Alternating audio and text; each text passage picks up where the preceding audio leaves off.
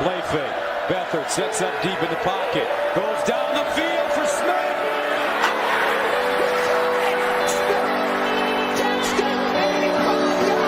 It's a football game. Auburn's going to win the football game. He ran the missed field goal back.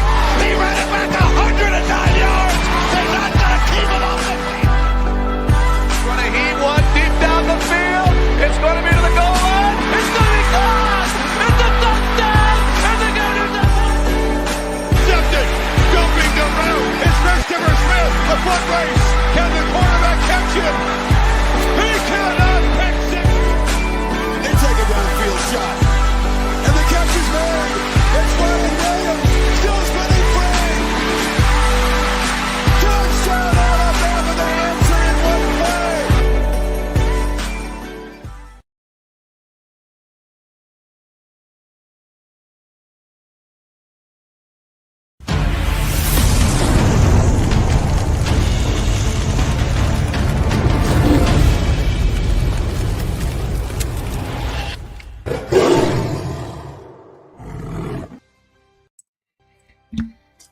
What's going on, everybody? Today is Friday. It is time for the weekend, and we have been going through our all SEC preview for the past 3 weeks, and this is episode 4 of 4. We're closing out the SEC in style. We've got our 4 heavy hitters. Well, we got 3 legit and 1 just kind of off-brand, but we're going to make fun of Auburn later. But today it's just Auburn, Florida, Georgia, and Alabama. So this is the prime cuts of the SEC. These are the teams that are going to be 3 of them can contend for a playoff spot.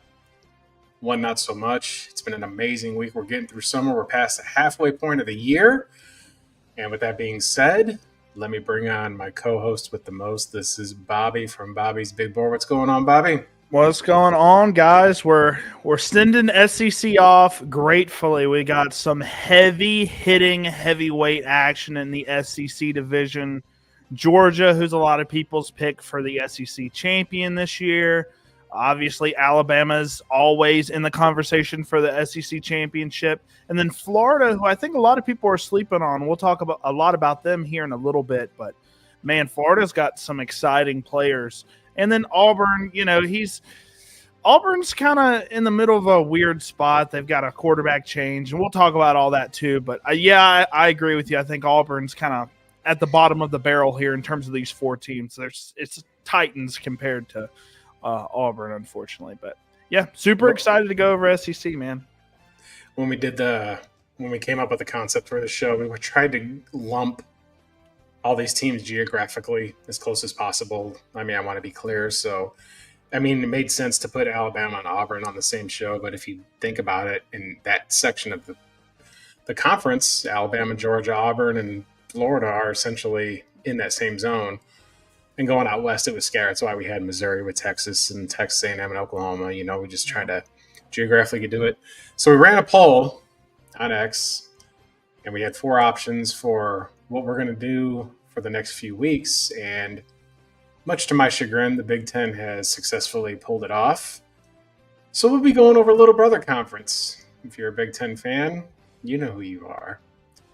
We're going to be talking about Michigan for sure. I definitely have plenty to say about the 3rd season in a row that their head coach is suspended. But they like to put their heads in the sand about their whole scandal. They just like to completely say, la, la, la, la, we stopped Milroe, la, la, la, la, we ended Saban. Y'all didn't do nothing but cheat. Let's just keep it real. And you got caught, and there's evidence for it. It's not speculation. So how are you going to get caught cheating in the era of NIL is beyond stupid. So that's what I feel about Michigan. I just can't put it any way. LFG, that's what we're going to do. We're going to go. It's Friday night. And I've been excited for this show since we put together this SEC concept together.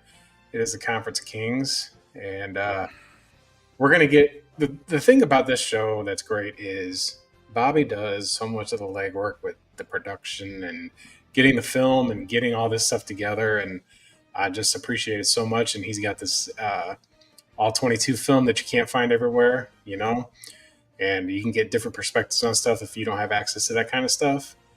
I know he does on his channel. He's got NFL stuff. And you said that if you pay for the NFL Plus, you can get access to that film, right? Correct. But college film, college film is so tough to get your hands on.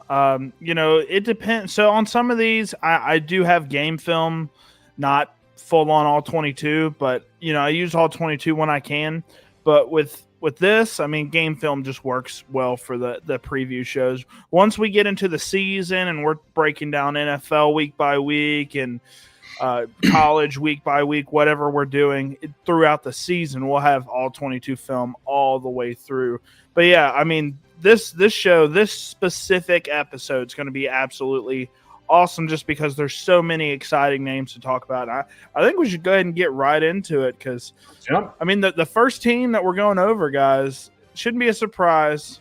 I selected the weakest team out of the four to be the first on the chopping block here, and that's the Auburn Tigers. In years past, they've been contenders. They've been a solid team in years past, but under Hugh Freeze, they've been struggling a decent amount. They went 5-7 last year, 2-6 in the conference. And with Hugh Freeze, I mean, he's struggled over the past 2 seasons with Auburn. He's 11-14 as their head coach. Obviously, he's a somewhat prestigious head coach, right? He coached Ole Miss, Liberty. He's an offensive-minded head coach. But you see the offense, in terms of the overall rank, they were just kind of slightly above average, which is solid considering they're an SEC team, but their defense was not the greatest. So 71st ranked offense in terms of points per game. And then the passing and rushing, I got these numbers based on how many yards they had, and that was 28th passing offense, which is pretty solid. They are a primary run-heavy team. I mean, pass-heavy team. My apologies. But then they were the 62nd best rushing offense, and I loved Jarquez Hunter last year. I don't think they have an option that good this year, so I expect the rushing to be even worse than it was last year. So that's going to be a step back for them. But in terms of the quarterback, they got Jackson Arnold from, Oklahoma? Yeah. Yeah, so, I don't know how he does. He was kind of spotty at Oklahoma last year. We'll see how he does in this spread option offense. If you're not aware of the spread option offense, it's a ton of RPOs, and it emphasizes QB mobility because if you're doing the read options, you need to have an athletic quarterback. And at least with Jackson Arnold, he is athletic. We'll give him that. I don't know how good he is in terms of his passing mechanics and things like that. We'll go over that in a little bit. But in terms of his mobility, no questions there. So he'll be able to work off that read option game plan that Hugh Freeze incorporates. And then they love tempo. They love getting the ball off quickly and basically making defenses tired. And lastly, 12 returning starters. While we talk a little bit more about the Auburn Tigers, I'll just have a couple of just clips from them last year. This is with Peyton Thorne. Just a couple of, downfield concepts. They are fairly pro in terms of, so here's the read option here. I'm giving it to Jarquez Hunter there. And then here's a replay of that out route here from 13. Boom. Good stuff there. Another solid throw from Peyton Thorne. He was very inconsistent last year, though. Great downfield play. Awesome stuff there. But, yeah, I mean, overall, I thought the offense was okay. I think they downgrade slightly at quarterback maybe. That might be a hot take, but Jackson Arnold's just more so of a mobility guy than I see passing. So I think both rushing and passing, I think they're going to take a step back on offense and both sides. And I think Hugh Freeze might be on the hot seat. Now, I am going to say this. I saw a rumor where Saban, he could come out. I think if he does do anything in terms of coaching, he's going to be the DC for Alabama. So he doesn't have to deal with all the NIL garbage, things like that. And the current DC of Alabama, he can go take a head coaching job elsewhere. And then Saban could come back, which would be very awkward for DeBoer. But I heard a rumor where he could take over for Hugh Freeze, Saban. I don't know how much I buy that, but hearing Saban might want to come back, but we'll see. But what did you think about this Auburn offense overall, and where do you think they're going coming into this season? So I was thinking about this with their recruiting is just, I don't know. If I was an Auburn fan, I'd be up in arms because it seems like it's been an eternity since that Cam Newton season that they've really just done anything. I mean, they had Gus Malzahn, but his highlights were beating Alabama, every so often. He also they got rid of him and brought in Brian Harsin, and that was just an absolute disaster for them. He could never fit in an Auburn culture because there is a culture down there. Jokes aside, I'm gonna put jokes aside while I'm talking about them. But like Auburn has like this deep football history against Alabama, obviously, and they've had success in the SEC.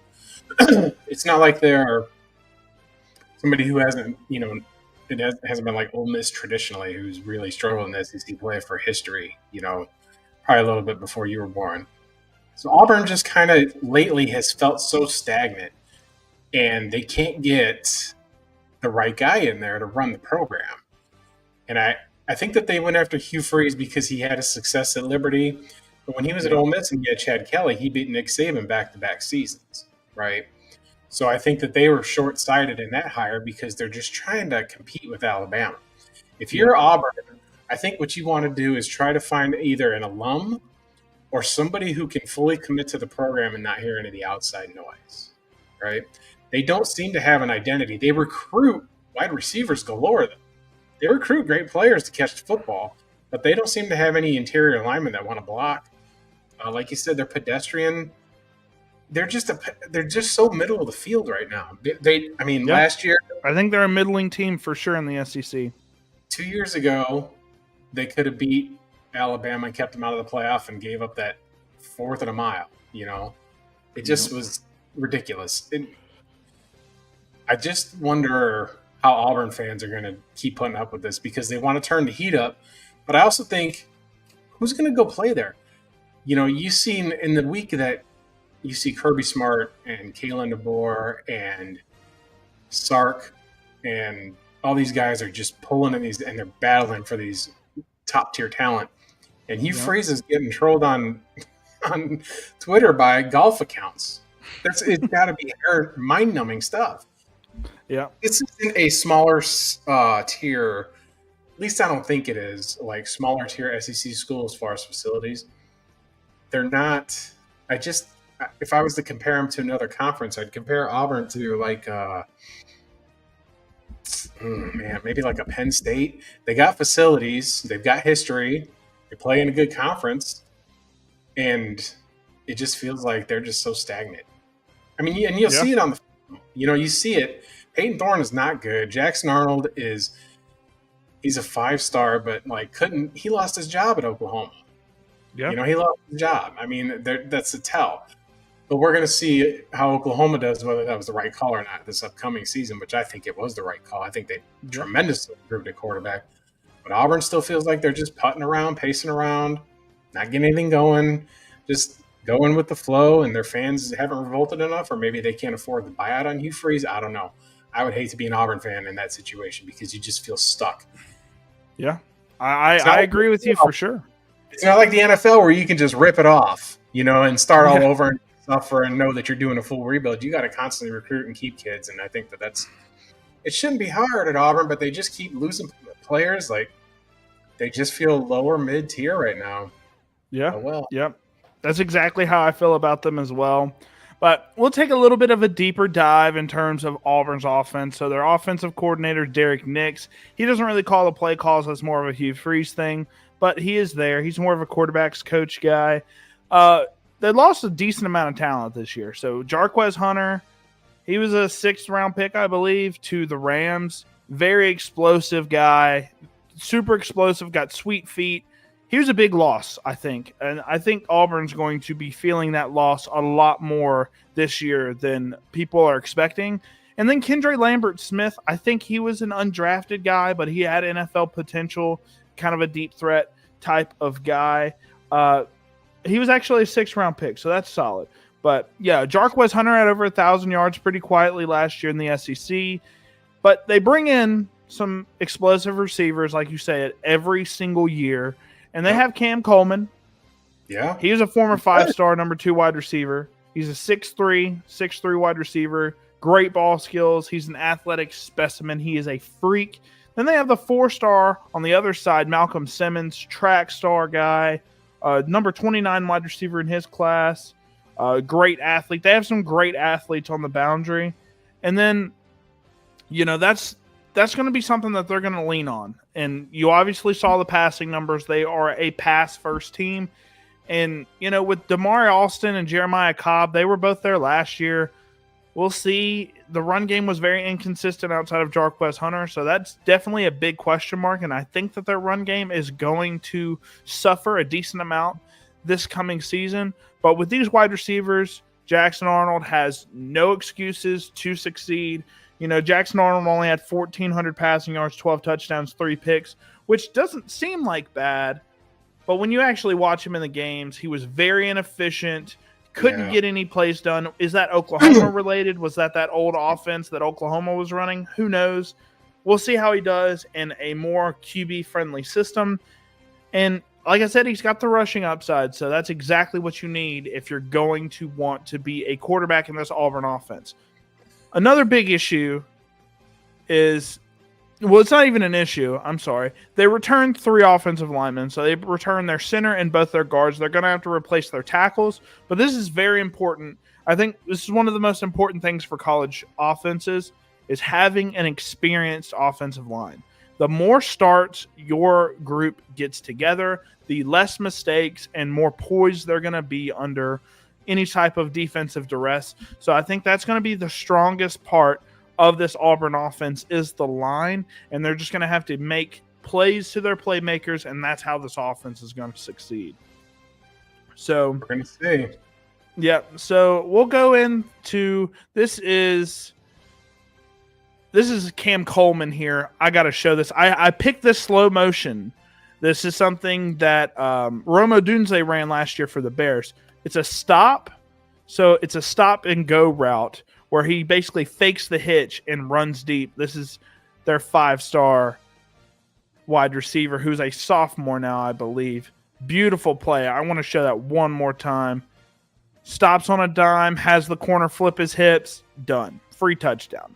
That is great stuff. You see 26 just slamming his head into the ground there. This is the read option play here. Thorne, pump fakes, deep down the field. That's their track star, Malcolm Simmons. And then here's some of their running back highlights. So you've got some sweet feet with some of these guys, some solid explosive plays here and there. But I want to say that's a good play right there. So we got this, and then you got some sweet feet here. Boom, cuts it into the hole. And then here's another one. This is some great O-line play. This is him on a screen around here. So good stuff here from this is Damari Alston, I believe. So that's one of the running backs who was very limited last year. I want to say he was a true freshman. He's going to be coming in on the sophomore year. We'll see how he does. But they're going to have to prove that they're going to be able to rush the ball like they need to rush the ball. We saw some flashes there, but it was very inconsistent last year. Yeah. But let's go ahead and talk about this schedule because I think they have an early start to the year, pretty solid. Baylor is a shell of itself. They lost like 70% of their players, so I think they are cooked this year, unfortunately. Unless that new coach comes in and saves the program, like it would be a legendary story if they win 6 games this year. Wow, down on Baylor. Baylor lost everybody. Ball State, I don't know if we have to talk about that very much. South Alabama, they lost Gio Lopez to the portal, their starting quarterback. They lost their starting running back to Mississippi State. So they're in shambles too, unless they recruit really well. I think Auburn's starting 3-0. And I'll go ahead and reveal my record here. I think they go 7-5. Now, I know you have them a little bit lower than me. Just a little bit. For the record, I know that I got the Alabama here, right here, and I'm wearing my Crimson Tide jersey, and I got an Alabama hat right there. And it's no secret that I'm a Crimson Tide true and true. I've got a Crimson Tide tattoo on my body, for Christ's sake. But when we're doing these shows, this isn't trolling hour. This is not the trolling show. We want to preview the SEC properly and, grow this channel and do those things. We want to do fantasy football with the Dynasty players and stuff like that. When our spring season hits, it's going to be fantastic for sure. Absolutely. But I try to call a spade here, and I believe I had Auburn going 5-7. I think that's what I had it. Hugh Freeze is gone then. In your universe, Hugh Freeze is not the head coach of the Auburn Tigers after this. So just looking at the schedule, I don't know if they can win on the road at Baylor. I think that there's more pressure on Auburn than there is Baylor to win that game. Baylor's got a quiet Heisman Trophy candidate in Sawyer Robertson at quarterback, okay? And so they're returning that, and I think that Baylor is actually on the up. I don't think that they're going to be on the sink. I don't, they should beat Ball State. They should beat South Alabama.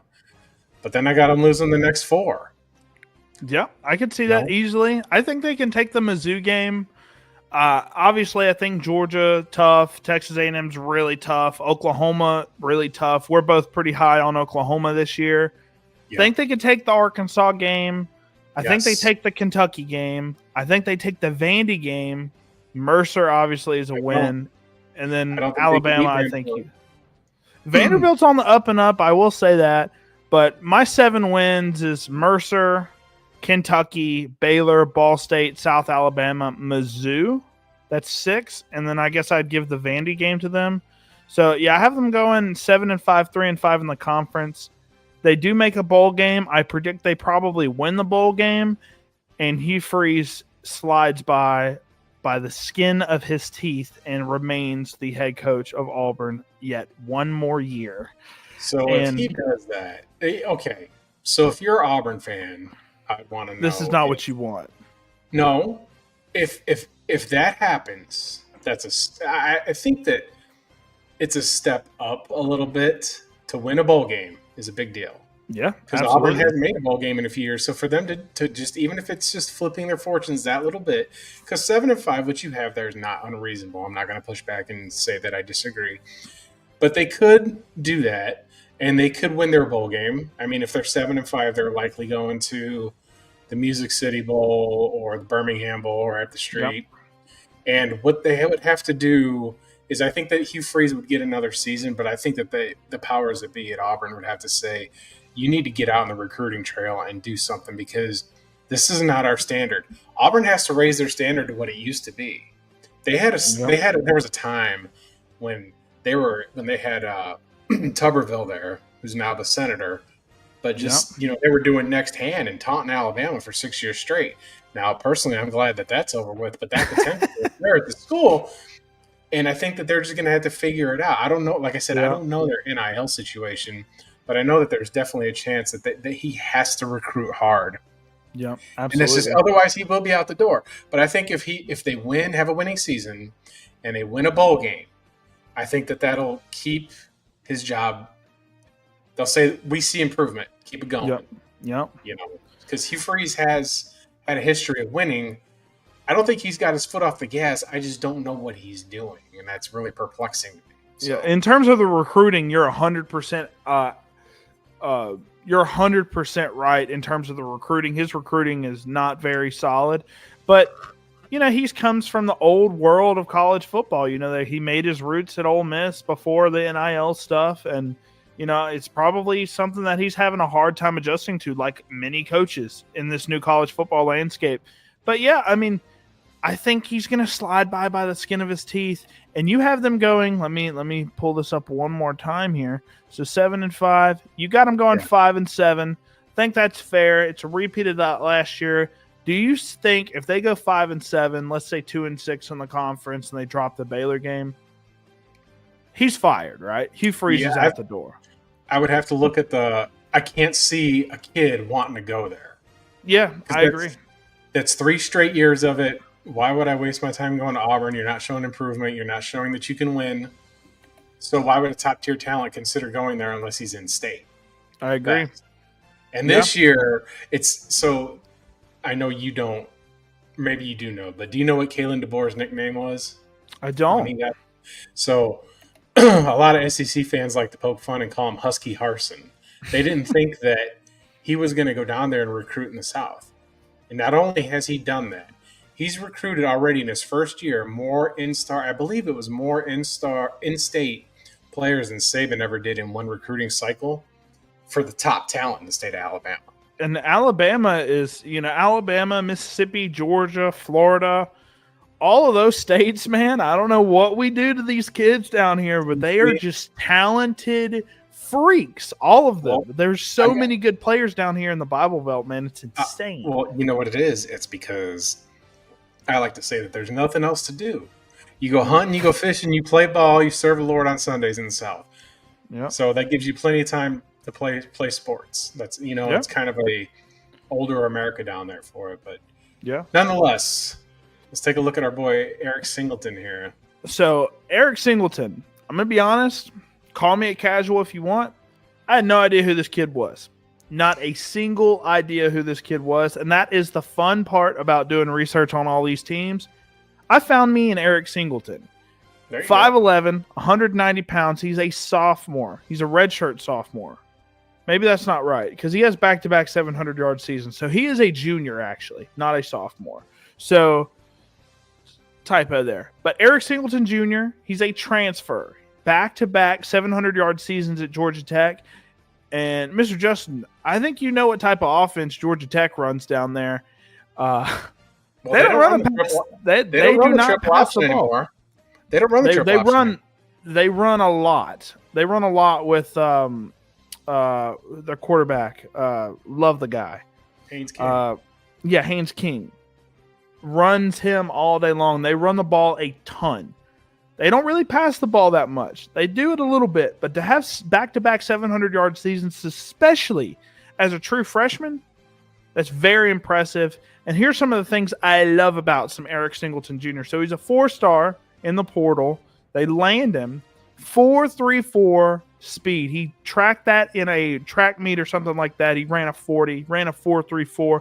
And currently, if he comes out this year, per NFL Draft Buzz, which is a website that I use a lot, he's a projected first-round pick. He'll probably be in the 2026 draft class. So he's looking for a spectacular year here at Auburn. It's a great place to land because guess what? They pass the ball a lot. And I think he's going to be their primary target this year. So he's got great ball skills. We'll take a look at that in a minute.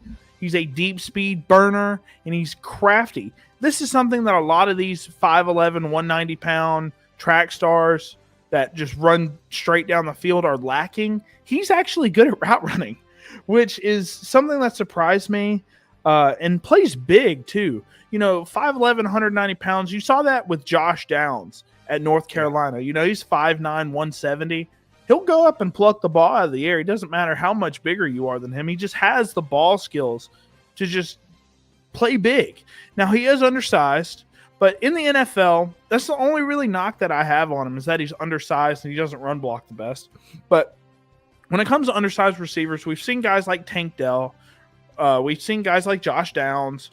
All these Devonta Smith. I know you love Devonta Smith coming out of the Crimson Tide, but he was very undersized coming out of Alabama. Doesn't matter. Nowadays, NFL. Yeah, you can skinny Batman. Yeah, skinny Batman, right? You can get these undersized guys the ball, and they're a little bit more protected now than they were in the 80s. Back in the 80s, you're not going to have a guy this skinny go out and be successful because he's going to get tore up. Nowadays, you can have the skinnier, faster guys on the field. So let's go ahead and look at some of the stuff I saw on film with Eric Singleton Jr. So Georgia Tech film, not the best quality, but here we are. So you're going to see off the play action here, deep down the field, boom, on a comeback. That's good. That means he can run comeback routes. Number 2 here. See what else we got here. He's in the slot here. You're going to see him on a crossing route, and he's going to get wide open across the middle of the field. Boom. And he's able to just run out of bounds and take the hit. That's also smart. It's good stuff from him. You're going to see the speed here. And he just takes that slight step. He takes that slight step towards the right side just to make number 5 question just a little bit. And he's able to just use that speed. He's double teamed here. Doesn't matter. 21 just doesn't have the speed. Syracuse, not the best offense, but still good stuff here. This is him on the outside getting off press. And then he's got that yak ability. Now, when I say yak ability, I'm not talking about making spin moves, making juke moves, things like that. He stops in the hole, gets the ball, and what does he do immediately? turns upfield, gets yardage immediately. That's something DJ Moore does very well. Rashee Rice in the NFL, both of those guys do a fantastic job of just catching the ball and immediately turning upfield, maximizing yardage. That's what gets you reps at the next level, and that's what's going to get him on the field and get him a lot of his targets, because he can take a hitch for 8 yards, 10 yards. You can get him on these crossing routes and mesh concepts, so where you get him up the field immediately, and he just gets a lot of yards after the catch, and that's something that he's a very talented player at. So love me some Eric Singleton. I'm excited to see where he goes. If he has a decent season, I think he might be a first-round draft pick because of the athletic intangibles. Well, we'll see. And also, I think a part of it will depend on how Auburn finishes the season. I don't know if that, portrays into, up where you get drafted. But he definitely would not get he might be, if he's projected to go in the first round, he might get, because they changed the rule, he might get an invite to the Senior Bowl. See what you could do there, because they've changed that rule. It's not just seniors that play in the Senior Bowl anymore. Really? No. And it's right down, but you got to be elite. Like Jalen Milroe played in the Senior Bowl and he wasn't a senior. But he's right down the street, because the Senior Bowl's down there in Mobile. You ought to make your way over there and go 1 year. I've seen a lot of content creators. I'll do a shout out to NFL Draft Big Boards. They're cool. They go to the Senior Bowl every year, and they say it's a ton of fun. So I'm going to have to go 1 year. I mean, it's not that far from where I live. Yeah, it's that Big Reese's mascots out there. That's the other thing, just a little bit off course here about college football that I love is all the pageantry with it, all the the mascots, the fans. Just it's so different, it's so special. It's one of the most Americana things that we have. It's created here. It's not a world sport like soccer. It's soccer, but with this stuff here, it's great. So I'm all for it. I'm all for it. That's why I wanted X to vote for the Sun Belt, because I really enjoy Southern football specifically. And the Sun Belt was right there. But I wish UAB was still in the Sun Belt, but they're in the Conference USA now, and Tulane should be in the Sun Belt, but they're in Conference USA as well. That's neither here nor there. But we'll see how he does. He could be in a 2026 second round pick in your rookie leagues. Depends what the class will be, and we're going to go over the class for sure when it comes the end of the NFL season. We're going to start on our draft stuff pretty quickly. Absolutely. And, it's always good to kind of mention some of these guys, right? Because, they have Cam Coleman, who's a 5-star that showed promise in his freshman season. He could step up in a big way. But I think in terms of the guys that you're going to be seeing early on in your draft boards in 2026, I think he's the guy that you're going to be hearing a lot about come this time next year. So next up, we got the Florida Gators, a team that I'm very excited to watch this year because they have a lot of question marks that I want answered, and they're going to answer them this year one way or another. So in 2024, 8-5, 4-4 in the conference. They had a tough schedule.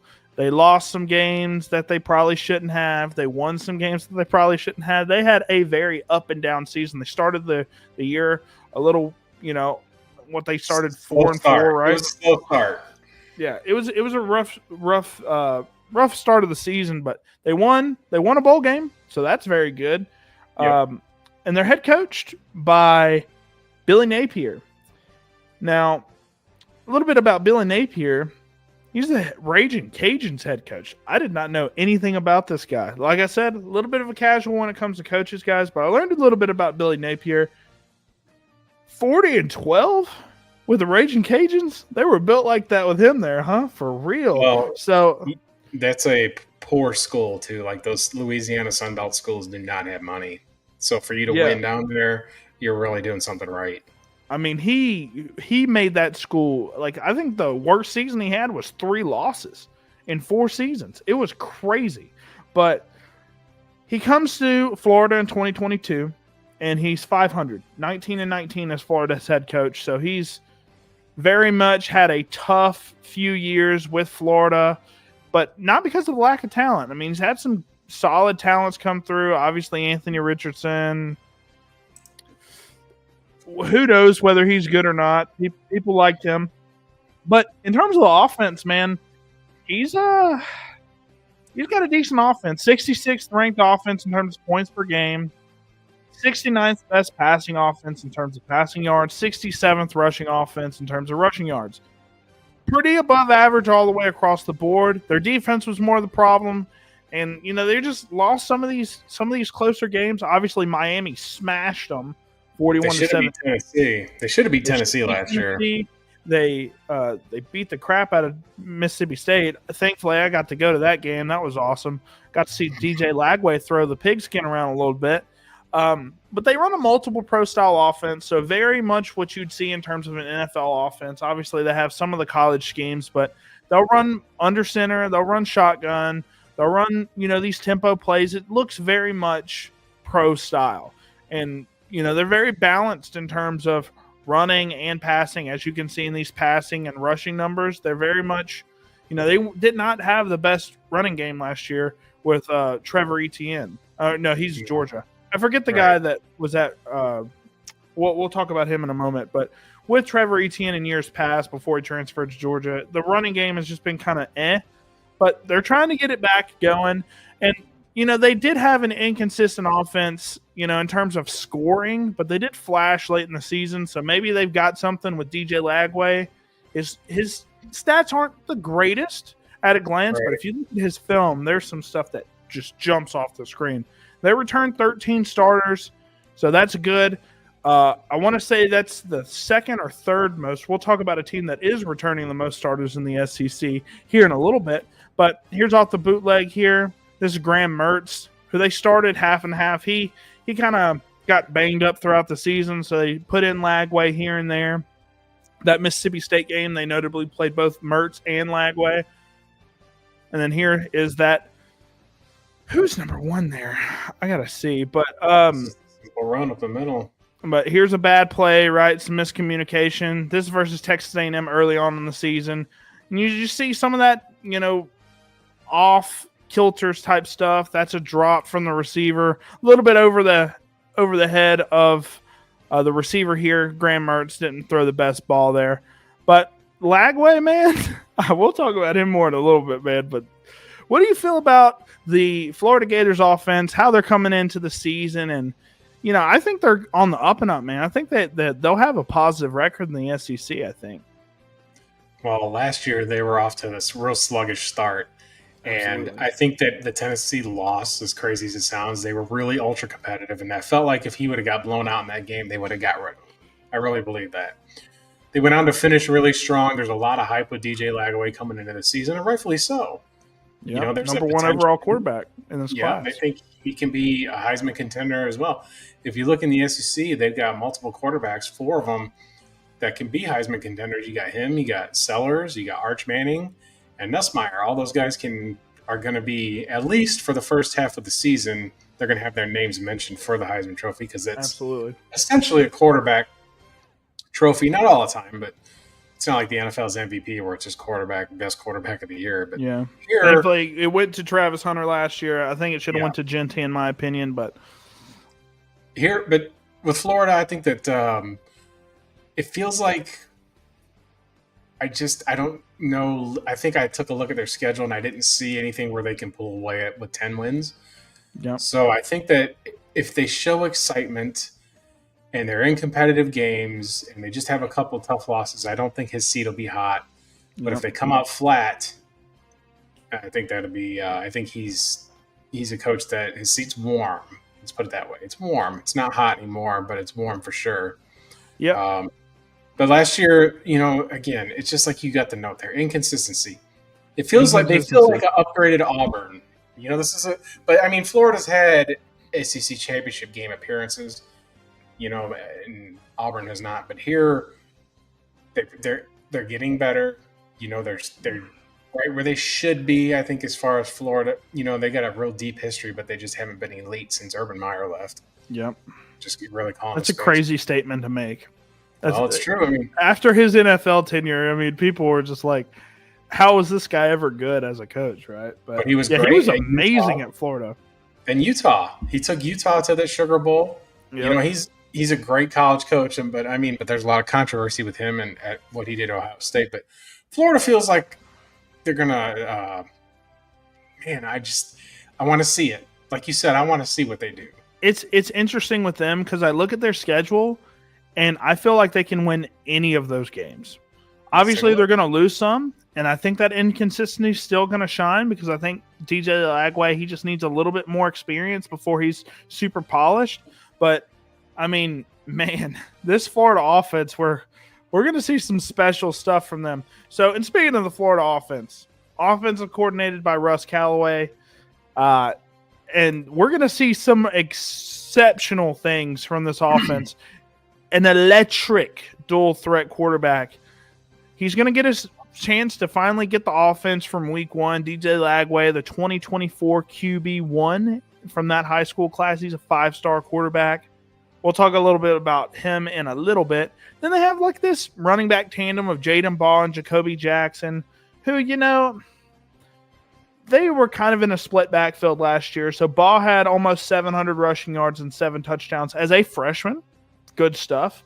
And then Jacoby Jackson, 509 rushing yards and 7 touchdowns, also as a freshman. So they have 2 very young, up-and-coming running backs. We'll see which one takes the cake in terms of who they like more to give more carries to. I'm leaning Ball, but we'll see. And then we have an underrated wide receiver room. We got Eugene Wilson, who's coming back. He had over 800 yards and 7 touchdowns throughout his 2 years at Florida. So he is the most experienced guy in this offense. You've got J. Michael Studevant. He was a 3-year starter at UCLA and Cal. Not the best stats, but he is experienced. And you've got Hayden Hansen at tight end, who had over 300 yards and 3 touchdowns. In his 2 years at Florida, he's more of like your – they don't throw the tight end much at Florida, but he is there. He is experienced. So they've got a few guys that have a good bit of experience in this offense, and they've just been growing and growing slowly but surely. Yeah. And they have a great O-line. You want to see improvement with your team every year. Yeah, and I think the run game is going to be something that's utilized the most with this team because the wide receivers in terms of statistics – not really anything flashy, but the running backs have shown to be consistent, at least in their freshman season. So we'll see which one gets the cake. But the biggest strength of this team, O-line. They got Jake Slaughter at center. He's probably going to be a first-round pick for a center, which is very rare. I think he's got a lead upside. I think he can play at guard, too, and that might be where he ends up playing. He's got a lot of O-line versatility. They're returning 4 of their 5 starters. Yeah. That's insane. You basically get the same team. You just got to replace one guy. You probably already got a guy that has been with the program. So you're going to have a very, very experienced O-line, and I think that's going to be pivotal for DJ Lagway's success because he just needs time to polish up some of those skills. So love some of the stuff that I'm seeing. The wide receiver room might be the biggest question mark for me, but here is Jaden Ball here, number 13, just very powerful, violent runner. As you can see, this is the out of the I formation, number 13 here. Just some solid speed, good sweet feet. A little bit hard to take down as well. There's Jake Slaughter, number 66. Then here's their Graham Mertz throwing to, I want to say this is Eugene Wilson. Yep, Eugene Wilson. Kind of like their savvy receiver that can run all the routes. He doesn't pop off the stat sheet at all, but we'll see how he does next year, as I think that's going to be their number 1 target. But overall, like I said, running back room, very solid. The O-line group is going to be amazing. I think they're going to be a top 4 unit in the SEC in terms of their PFF run blocking grades, whatever. So, yeah, love what I'm seeing on film with the Florida offense. I think they're on the rise. So, in terms of the key player, man, well, I can't talk about the key player yet because we have the Florida schedule. Like you said, man, we saw the schedule. We think this team's great. It's the SEC, man. You're going to lose some of these games. Doesn't matter how good you are. You're going to lose games in the SEC unless you have a historically good team. Yeah. And there's very few. This is a weird year for SEC football because I don't think that there's any one team that just has stacked talent like in Alabama years past or the 2019 LSU team that's just super stacked at every position. I feel like it's a level playing field with a lot of these top teams, and then obviously you have the Kentuckys, the Mississippi States down there at the bottom, but I think the top 5-6 teams all have super talented guys all around the board. So I think a lot of teams are going to be losing these SEC games rather. So I have them going 9-3, and I will say this now: in terms of all these games on the schedule, I think that they can win any one of these games. It's just what games are they going to be inconsistent at. So obviously, Long Island University, we don't have to talk about that one very much. They're going to, in the swamp, that's going to be like a 70-0 game probably. South Florida, even though South Florida has a quietly solid program, they don't stand a chance. I think they do drop the LSU game, especially in Death Valley. That'll probably be the game of the week that week. I think that'll be the premier SEC matchup that week. Because they're both going to be coming off 2-0 starts. They'll probably both be around LSU will definitely be ranked, but Florida probably be sitting right around there. Before the SEC had their expansion with Texas and Oklahoma, when they still had the divisions, they were kind of locked with the East and West opponent, like Alabama and Tennessee were latched on together. LSU and Florida were the ones that were assigned to each other with no historic rivalry. But it's kind of fitting that that's going to be the game that early. It's going to be really good. I'm so excited for the season. I can't wait to watch that one. That one's going to be a very good one, and it's going to conference opener. And we're going to see DJ Lagway under the bright lights of Death Valley and see how he does against that LSU defense. And Nussmeier, too, versus, I'm not sure how Florida's defense is. I mean, from what I saw, I know they lost that ridiculously big D tackle that they brought in from time to time. He went undrafted. He was number 20. He was like 460 pounds, 21. Big boy. I saw him live. Look, I had no idea who he was, and me and some of my friends, we all went and we have a suite there in Starkville. We have a suite that we go to, and we saw this guy. We were on the Florida side, and we saw this big, gigantic man come off the sidelines, and we were like, "Who is that?" Because they'd only bring him in for 2 or 3 plays. He was 460 pounds, 6'5". He was a man-eater, man. He signed with the Buccaneers, I think. So him and Vita Vea, if he ends up, if he sheds some of that weight and he's able to be a consistent, rotational player, I think him and Vita Vea will feed some families, literally. Look, anyways, before we go, you just take those two large gentlemen, that's 750 pounds of D tackle. That's how you stop the tush push, baby. Try to run the football. You better hit the edges. Good luck with that. There was I want to say it was Dylan Sampson when they played Florida, when Tennessee played Florida, and they ran inside zone versus him, and he saw number 21 in the hole, and he was like, nope, and just cut out of the way. But back to the schedule here. They have some really tough out-of-conference games. They have Florida State, which obviously they were horrible last year, but they're looking to have a bounce-back year. And they have Miami, who's quietly, at the top of the ACC. They've got Carson Beck. We'll see how they do with Carson Beck. I don't know. Hopefully he has a bounce-back season because that past year was tough at Georgia. So that's a tough game. I think they take that on the road at Miami. It's not a particularly hard game for them. They'll have a ton of fans there anyways. The Texas game, I think they dropped that. I think the only games they're going to drop are LSU, Texas, and probably either the Texas A&M or Georgia game. I think one of those they'll drop. But outside of that, I think they win every other game on their schedule. I think they beat Miami. I think they beat, Mississippi State pretty handily. Kentucky, I think Ole Miss is going to be a win for them as well. Tennessee, Florida State at the very end of the year. They're probably going to be deflated if they don't win, 6 games. So they're trying to claw their way back into some relevance. So, I think 9-3, 5-3 in the conference. It's a big time turnaround for Billy Napier and this Gators offense. And then you actually had them going 7-5, which I think is also respectful because these out-of-conference games are quietly really hard. And, they have to play LSU, Texas A&M, Georgia. They have a lot of tough games. So I can see them dropping more than just 3 games. Yeah, I can easily. The first half of the schedule, I got them going. They start out 2-0, and then they lose the next 4. Jeez Louise. Yeah, it's going to be another hot seat because LSU, I think, is a better football team. I think Carson Beck is a very good quarterback in spite of all the memes and all the jokes. Yep. He's going to keep Miami going. I mean, they lost Isaiah Horton to Alabama.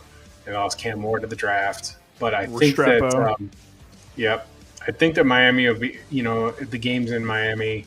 That's a good old classic rivalry. Might come down to a field goal. I think. Look, I maybe they do beat Texas. I've said it on the first episode of this series about how I felt about Texas losing all those players, but we also might see them getting in stride at this point in the season. It is a home game in Austin. I mean, Texas is a really, really, really good football team, so let's not be foolish. And then you got to go to College Station, and I really like what Mike Elko's doing over there. I think that Florida, might win one of those two if they do. I think they'll beat State. Now, I think that they're going to give Georgia hell, but especially in the swamp too. That's going to be a good game. No. I'm going to cut you off. Now you're showing our audience here a little bit of that you're not as engulfed in college football. So I'm going to teach you that Florida and Georgia play every year in Jacksonville at a neutral site. It's called the world's largest cocktail party. So there's no home field. That game's neutral. It's just listed home and away as like a formality for who's wearing what uniforms. But that game's at Everbank Stadium every year. I think that they'll give Georgia hell, but I think Georgia pulls it off. They're still too deep. Florida doesn't have that depth, and then I think they can win out the rest of those games. Oh, so the Dolphin Stadium. No, not Everbank. No? It's Everbank or whatever the Jags play. Wherever the Jaguars play. Oh, it's the Jacksonville Stadium. Okay, I got you. Every year they play. I was trying to look up the stadium just to see what it looked like. Okay, that makes sense. Yeah, I saw Florida put home on there. Sure. I did not know that they play in a neutral site. So I guess that's a pretty even ground game, you think? I just kind of flipped the coin between 7-5 and 8-4. Yeah, I can see that. I don't always like to portray football teams exactly as what their record says because you can see teams fight like hell and just can't come up on the right side of the scoreboard. And this is, I believe, the second toughest schedule yet again. It's rough. It's a rough schedule for sure, especially out of conference play too. They don't have just easy wins like a lot of these other SEC teams do. Outside of Texas, who plays Ohio State week 1, like a lot of these SEC teams are playing like the Citadel and Mercer and those teams that are obviously just stomps. Dude, Florida's got to play Miami, who's a good team. Florida State, regardless of how they played last year, they've got quality program there. South Florida's not even bad. Like their only gimme game is LIU, in my opinion. Now, we're about halfway through the show. We're about to wrap up Florida here, but we have 16 viewers. And I want to say that I want you guys to stick around after we go over our last team because I have an idea on the week 0 matchups that I think Bobby doesn't even know what this is about. A little bit of college football rant, so sit tight. I'll make it worth it. But yeah, 7-5 or 8-4 is how I see the Gators going. Yeah. So, I mean, it's just a schedule that any game they could lose, any game that they could win, it's a very tough schedule. But it's pretty obvious who I'm going to pick for Florida's key player. It's DJ Lagway, 6'3", 241-pound sophomore at the quarterback position. So, guys, I'll be honest, been following DJ Lagway for a little bit, guys, and I loved his rushing ability coming out of high school. They didn't really use his rushing ability that much at Florida. They kind of kept him in the pocket, used him on bootlegs and stuff, get him out of the pocket, throw on the run.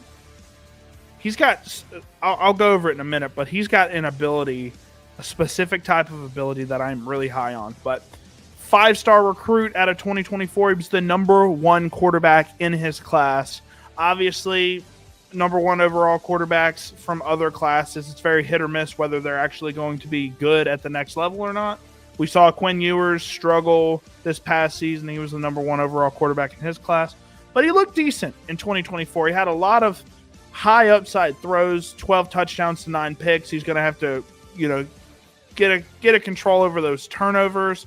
And now he gets the chance to play a full season. Obviously, as a true freshman in the SEC, I don't expect you to come up with great numbers. But he's got some huge expectations on his shoulders. He is the guy in this Gators offense now. He's got some solid weapons. He's got a solid young running back room. He's got a great O-line. And he's got an offensive head coach. I mean, you have to have no excuses with him. If he struggles this next year, it's because of him. No excuses. Yeah, but for sure. Some of the stuff with DJ Lagway just pops off the screen. Big time arm. 6'3", 241. That's prime, NFL caliber quarterback stature. Obviously, if you want to be 6'5", 6'6", it doesn't hurt. But 6'3", 241 is very adequate for the NFL level. Big time arm. Big time arm. I mean, he might have the biggest arm in college football, in my opinion. It is ridiculous. And he's got some off-platform ability where it doesn't matter how his feet are, where he's at. If he's on the run about to get tackled, he can throw some heaters down the field. We'll see that on film. And he's got the rushing upside. He is fast. He's really fast. And he's got a quick release, too, that he can showcase on those, play action plays, or if he's under pressure, he can just really quickly zip the ball out of his hands and into the receiver's area. So in terms of what I don't like about him, his mechanics are all over the place. Said the same thing about Patrick Mahomes at Texas Tech. Mechanics aren't everything, but it does get him into some trouble, hence why you saw 9 interceptions on the stat sheet. He's got some decision making. He falls in love with that big time arm sometimes, similarly to how Kyle McCord did that last year. He led the what conference is Syracuse in? ACC. He led the ACC in picks last year with, I think, 15. 5 of them came in one game versus Pitt, but fell in love with his arm a little bit too much. He likes to throw it into tight windows, so that'll get him in trouble. He's going to have to clean that up a little bit. But let's look at some of the stuff from DJ Lagway. I mean, he is killer. So you're going to see 5-step drop, step up in the pocket. I mean, this is versus Samford, guys, but the fact that this is anywhere near accurate, I want you to see what he's doing. Look at that base. That is not a base you want to see from a quarterback because it's not going to be an accurate ball 9 times out of 10. Look at that. Excuse me? What? That's a 55-yard pass on his front foot while a defender is in his face. That's insane. This is versus Texas A&M. I didn't want to he had some beautiful throws versus Stanford, but it's Stanford, guys. He's going to have some beautiful throws. But this is versus Texas A&M. Obviously, they're getting blown out. They bring in DJ Lagway in garbage time. Fade away. Back corner of the end zone. And this is something I wish, instead of him just fading away, quarterbacks do this, but I'd rather him just step up here and then throw. But he still throws an accurate ball, so I can't complain too much. But that's the type of stuff that I'm telling you. Like, he'll just kind of fade back in the pocket and then throw. Instead of, I would rather him just set his feet and then throw. But I can't complain. That's just how he does. Yeah, he's watched Aaron Rodgers do that shit, and Aaron Rodgers is probably the only guy that can kind of really get away with that for a consistent amount of time. Well, he's looking pretty good, man. This is versus Mississippi State. I got to watch him cook us live. That was awesome. You're gonna see him throw a fade route, and guys, that's not a back shoulder throw. That's just very.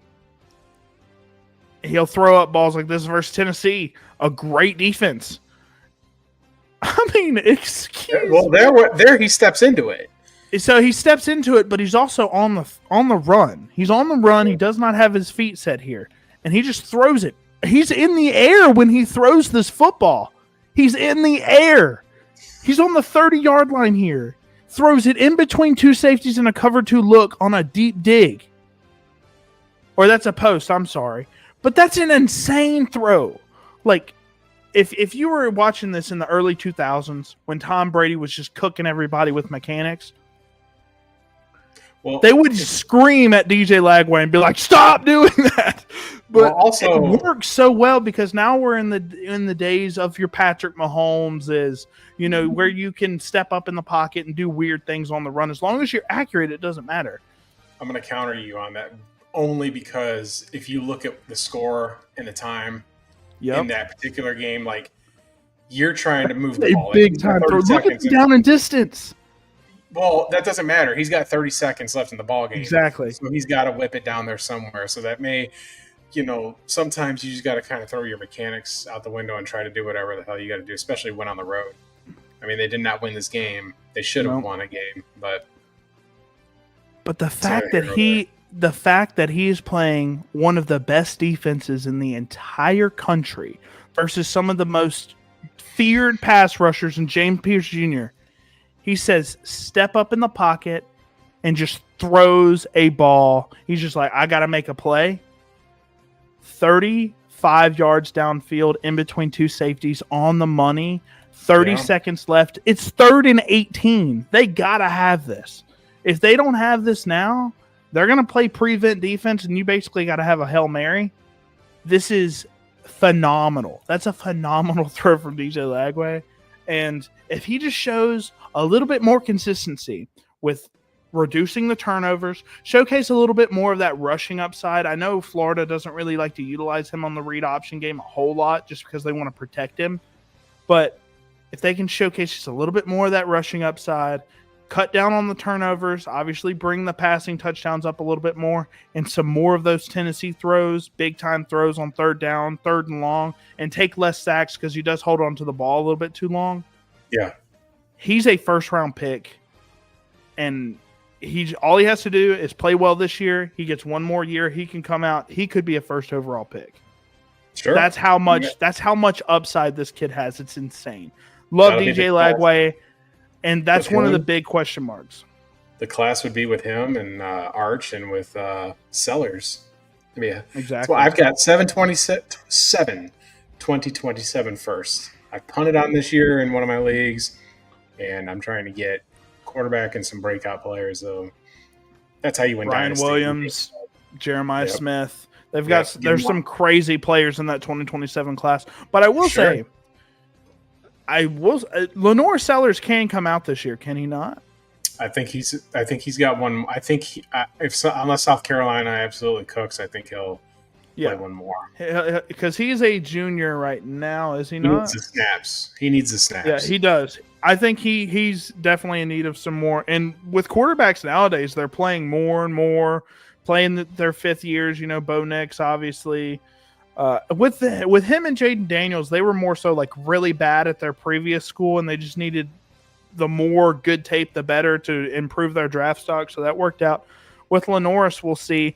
But before we get into Georgia, I want to talk about the 2026 class just real briefly. This quarterback class, even if Lenoris doesn't come out, obviously I don't think Arch is coming out. Even if they win the national championship, which I don't think they will, even if they do, I think Arch still stays. Just because he only has one year of starting.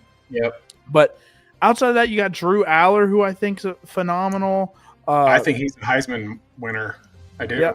Drew Aller is amazing. You've got plenty of quarterbacks in this class. The Arizona State guy, he's solid. I'm actually going to go to that game because I want to see their wide receiver. I forget his name for Arizona State. He's fantastic. Tyson.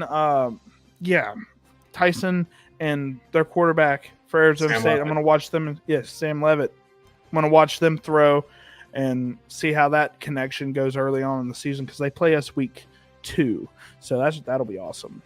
But on to Georgia here. Georgia Bulldogs, historically great team. They were pretty solid last year too. 11-3, 6-2. Yeah. Obviously, the offense was a little hit or miss at times, especially in the Texas game. They lost in the Sugar Bowl.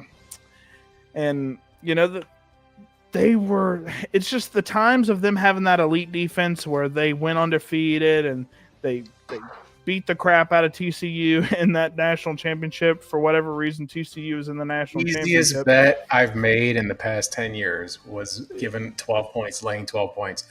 Easy. Was it only 12? I thought it was minus 24. I thought I remember seeing that spread being minus 24. Easy. Couldn't lay it fast enough. It was a very happy day for me. Yeah, I mean, obviously, Georgia played Michigan in the game before TCU, right?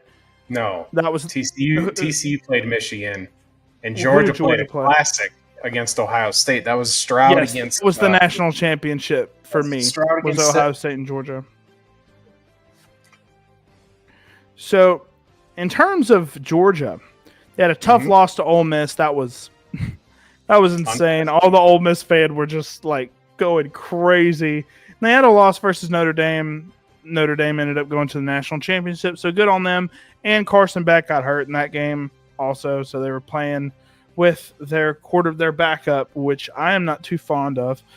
But man, Kirby Smart, I knew he was a great coach. I know he's like the best coach in college football, a lot of people think.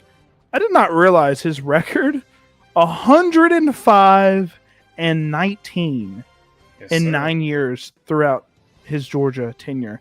That is nuts. That is nuts. They haven't lost a home game in, I think, 5 seasons. Yeah, that's insane. That's an insane stat. 105 wins and 19 losses. That blows any other coach that we've went over thus far in the SEC out of the water. Even the Arkansas coach, when he was at Notre Dame, right? No, LSU's coach when he was at Notre Dame had a ton of wins at Notre Dame. Doesn't even come close to this. He had like 35 losses or something. But anyways, he's a defensive-minded head coach, but one of the best recruiters in the entire country. Just constantly brings in talent, knows how to look for talent. Great team of coaches around there. Hence why they win a lot. And their offense, man, great last year. 38th ranked offense in terms of points per game. I know I hated on Trevor Etienne. I'll hate on him some more. He was horrible. 12th passing offense. They were bad running the ball last year. I know that you've got the number up there and everybody's watching. 102nd. That's surprising. It was really tough sledding for them last season. I was actually taken aback by it. I mean, you have high expectations when you got a coach like Kirby, who is, he's just the best right now. There's no getting around it. There's no joke about it. Georgia's a tough place to play. He's a great coach. He coached. I mean, think about this. He was the defensive coordinator for Nick Saban. Lane Kiffin was the offensive coordinator. On this, and that's when they had Amari Cooper and were just rolling him out there. So he learned. I'm convinced he learned a lot, obviously, from Saban the right way. He's one of the Saban assistants to do it right. All of them I have actually. Really, if you look at the college football tree with him, and I consider Sark and Lane Kiffin, even though they both coached at USC, they resurrected their careers down there in Tuscaloosa. Yeah. Kirby Smart got his started running the defense down there. The only Saban assistant that really hadn't seen pan out too much is Will Muschamp, who I love dearly. And I could watch coaches film on Will Muschamp losing his shit and enjoy it every single day because he is just so passionate. Watching him down there in Florida and when he's at South Carolina, just absolutely hammering the chalkboards and screaming at players. But Kirby is no joke. You can't go to – they want to say that Tennessee is the toughest place to win. It's not. It's Sanford Stadium. It's between the hedges down there. Yep. It's and the proof's in the pudding with the record. So it's just for not to lose in 5 seasons at home. That's a whole – they didn't lose during the Biden administration at home. I mean, it's just for – a measurement. That's an insane thing to say, too. Isn't that crazy? Yep. So, in terms of the offense, very typical stuff here in terms of that's why you see a lot of these Georgia players succeed at the next level because the offense is very much a pro-style offense with a lot of familiar pro concepts that you see in the NFL. They're very balanced. They run and pass the ball fairly around the same rate.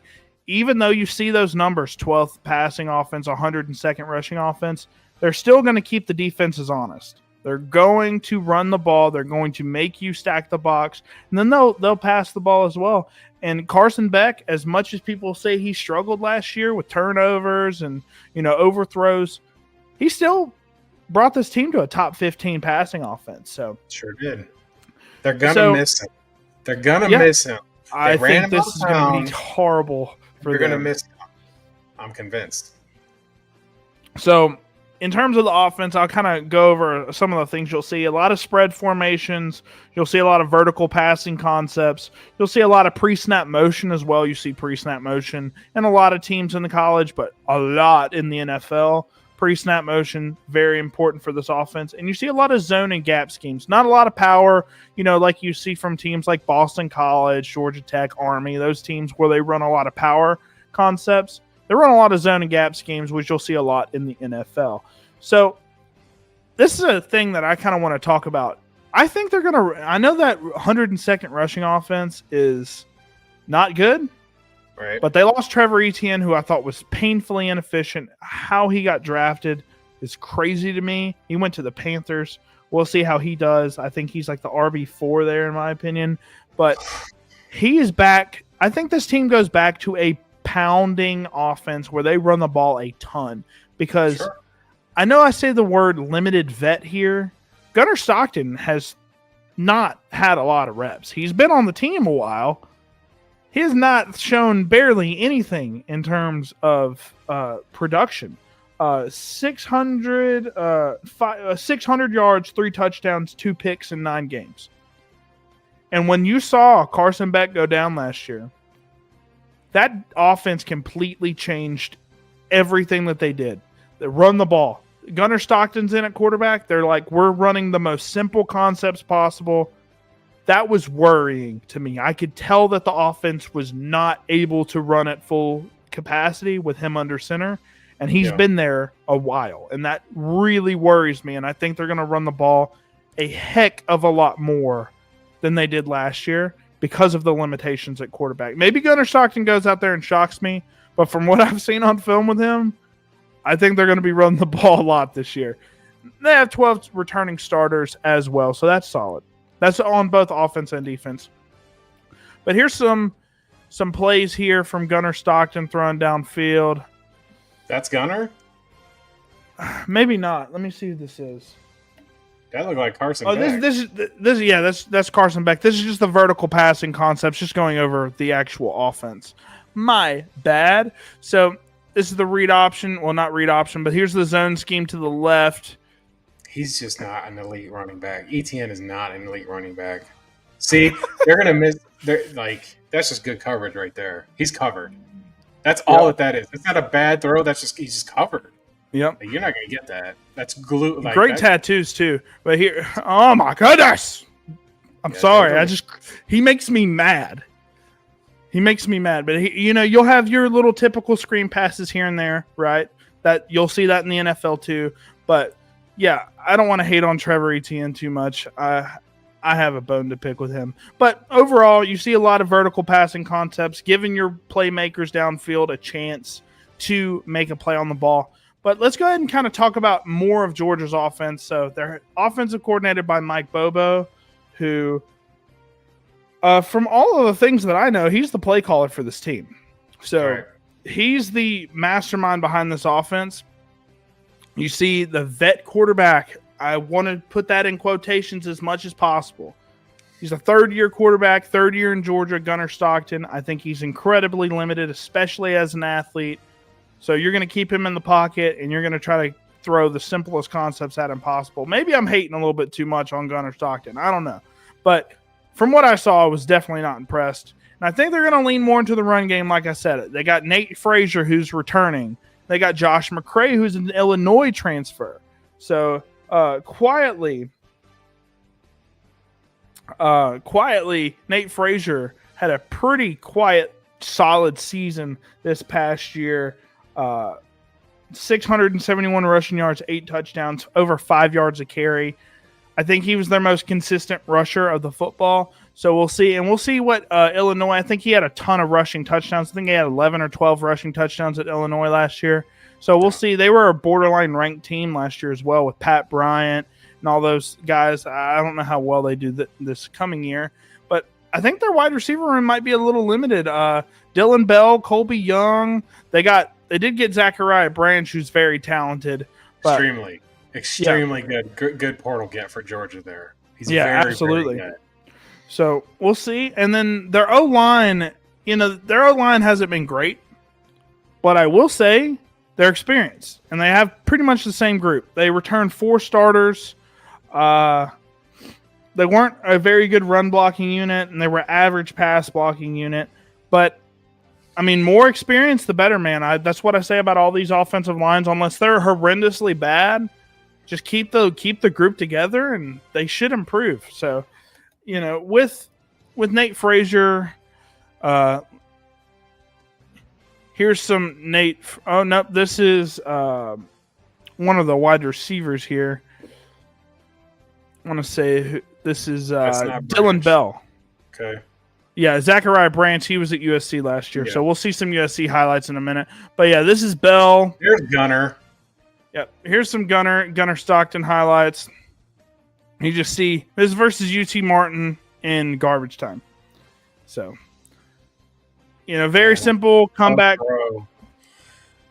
And, he doesn't have a lot of zip on his, he doesn't, there's just not much that I like about him, but here's him running the football a little bit. I don't know. Here's some Zachariah Branch here on a screen. Elite. Look at him go. Some yak ability, man. I almost picked him. As our key player. I actually didn't go with him. You'll see. But But Riley has to be a little bit sour grapes that he lost him, because that's an extremely talented wide receiver. I can't get over it. yeah, He'll be great he's an wherever he electric speed threat, and we'll see how he does. I think they might use him in the slot a decent amount, but who knows? Well, let's get into the schedule, man. Remember when I said that I am sorry, Baylor did not lose half their team. It was Marshall. It wasn't Baylor. It was Marshall. For whatever I said earlier about Baylor is probably a solid program. Marshall is the one that lost like 90% of their players. Yeah, they all went to Hattiesburg. They all went to Southern Miss, including their coach. They couldn't even play a bowl game because they lost that many players. So, remember when I said earlier the out-of-conference games are not very tough for a lot of these teams? This is one of them. So, Yeah. Marshall, not even close to a team right now, in my opinion. They are scrambling to find people to play. Austin Peay. I struggled finding that logo. Charlotte, not the best. Georgia Tech is the only team that's respectable out of their out-of-conference stuff. Georgia Tech was borderline ranked team last year. Haynes King is there. We'll see how he does. Beat him last year. Georgia Tech almost beat them last year. Well, they have a rough overtimes. I love the way they play football. I'm a big Army fan. Love the triple option offense, right? The flex bone formations and stuff. They don't really run that much, but they are a hard-nosed, run, pound the rock at you football team, and I love teams that do that. Penn State, Michigan, those types of teams that just rely on defense and pound the rock at you. That's just the type of football that I like to see sometimes. Obviously, it's fun to have the spread offenses where you beat people downfield. But anyways, I got Georgia going 9-3. Yeah, that might be, yeah, that's one of the worst seasons that Georgia's going to have. I have a repeat season basically of this past year. I think that they might miss the college football playoff because of this. Ladies We'll see. and gentlemen, hold on, I'm going to interrupt him. So we have 19 viewers right now, and for Kirby Smart to miss the college football playoff would be a catastrophic event. Let's just put it that way. There's 12 teams out there. There's not 4 anymore. And my goodness. So I'm not going to go too in depth on the schedule, but who are your 3 losses in conference? Because they're all conference losses. Yep. So for me, it all comes down to the quarterback play. Okay. The quarterback play with Kirby Smart, he's always had, pretty decent starters. I think this is by far his worst starting quarterback that he's had. And I know they brought in a talented freshman, a high upside guy, but he's inexperienced, and I think Gunnar Stockton's going to get the big bulk of the passing game work. And I just don't see how offensively, obviously defensively, they're going to be great. Offensively, I just don't know how they're going to make this work. So I got them losing to Alabama in Athens. I got them losing to Ole Miss. And then I got them losing to Texas. And I could also see them losing to Florida. If you don't want to see them lose to Ole Miss, it's going to be one of those. I think they beat Tennessee, Kentucky, Auburn, Georgia Tech. They probably beat Charlotte State. Marshall, Austin P. I think Alabama's going to be a loss for them, and then Texas is going to be a loss for them, and then Florida and Ole Miss, one of those two games they'll probably drop. But, yeah, I got them going 9-3, and this is, fairly easy schedule, but they also got the tough games in there as well. So you have them going 10-2. I'm assuming you got them dropping the Texas and Alabama games? I think that it's no. I think that it might have been Alabama. I think beats them because of the depth in that one. Yep. Not the meme, not the joke. We're going to go over Alabama and wrap this series up next. But I think that their schedule is pretty marginal. Sure.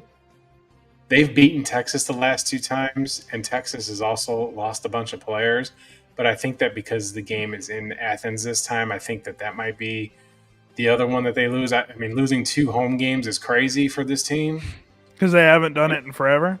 Yeah. It's either that or it might just be they might have a hiccup in Tennessee, which would be crazy.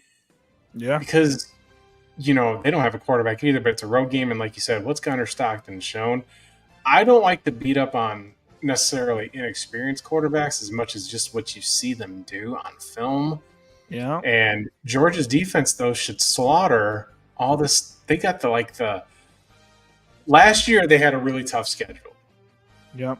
Because Ole Miss was better, Tennessee was better, yep, and Texas was better. All these teams were better last year.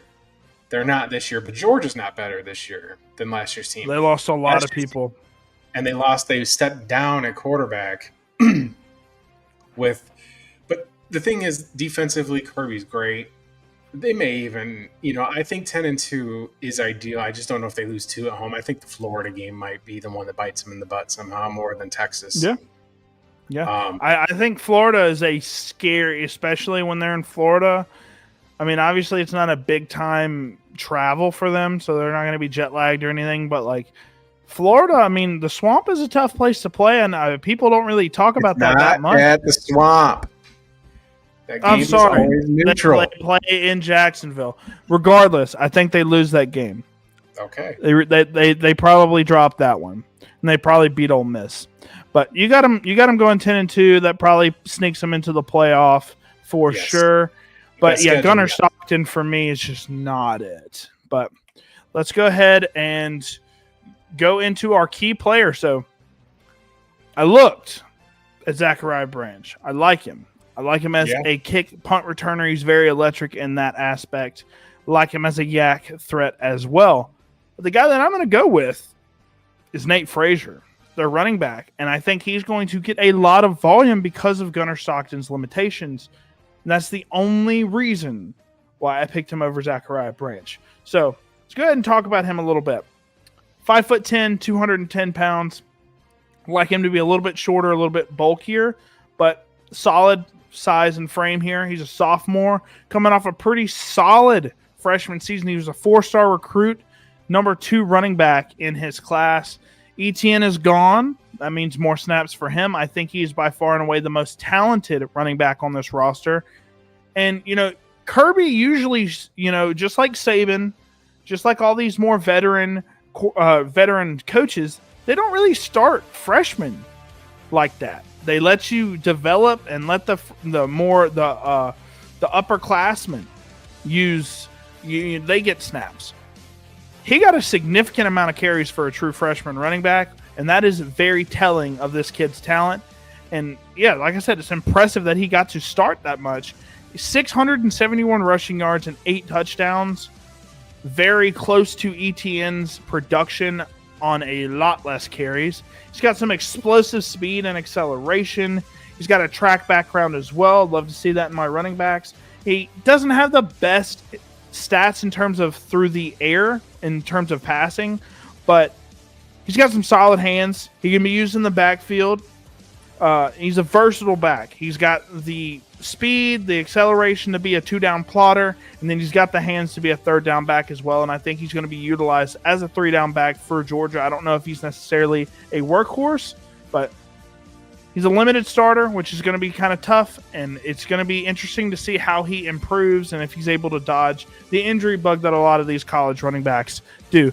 But here he is here. Just some beautiful feet here, a little bit of power there. Let's watch that one more time. Just getting skinny through the hole and is able to get the first down. Here's him on an inside zone, just getting a little bit more. And look at that speed. Look at the feet. And that's nothing crazy. It's just quick. And I love that in my running backs, just the quick little movements to be able to change direction. I love that. Here's him just getting skinny through the hole. Shows a little bit of contact balance there. Here's another one versus UMass, able to fight through a couple tackles for some extra yardage. Here's him hitting the hole, going through. And then here's him showing a little bit of just playmaking ability, nose for the end zone here. Boom, dives for the touchdown versus Florida. And then this is probably one of my favorite plays from him. It's nothing flashy, but you just see him doing the sweet feet. That's what I love. Sweet feet versus Ole Miss, who had a killer defensive front last year. Led the entire country in sacks, by the way. And then this is him, just another just beautiful showcase of just, he's got those little stutter steps where he can change direction on. Kind of reminds me a little bit of Devon A-Chain out of Texas A&M a few years ago, if you remember him. Obviously doing great in the NFL now. And him just falling forward. That's another thing. I mention James Cook a lot whenever I'm comping running backs. James Cook. Another dog. Former Bulldog, right? Yeah, exactly. He has this ability where he doesn't have the best contact balance, and neither does Nate Frazier. But when they do get tackled, they're always falling forward. They always just like fall down for like 3 or 4 extra yards every single time they get tackled. And that's what's made James Cook so successful in the NFL. It's not that he's super fast. I think Nate Frazier's faster than James Cook. But they've got good enough feet, good enough vision to hit the holes, and every time they get tackled, they just like Inspector Gadget, just extend themselves for like 3 or 4 yards every single time. So that's very, very impressive for Nate Frazier. But now it's time. Without further ado, it's time to break down, in my opinion, one of the best teams in the SEC, the Alabama Crimson Tide. Yeah, for sure. I mean, everybody's been dogpiling on them since Saban left, which is easy to do. It's easy pickings. Yeah.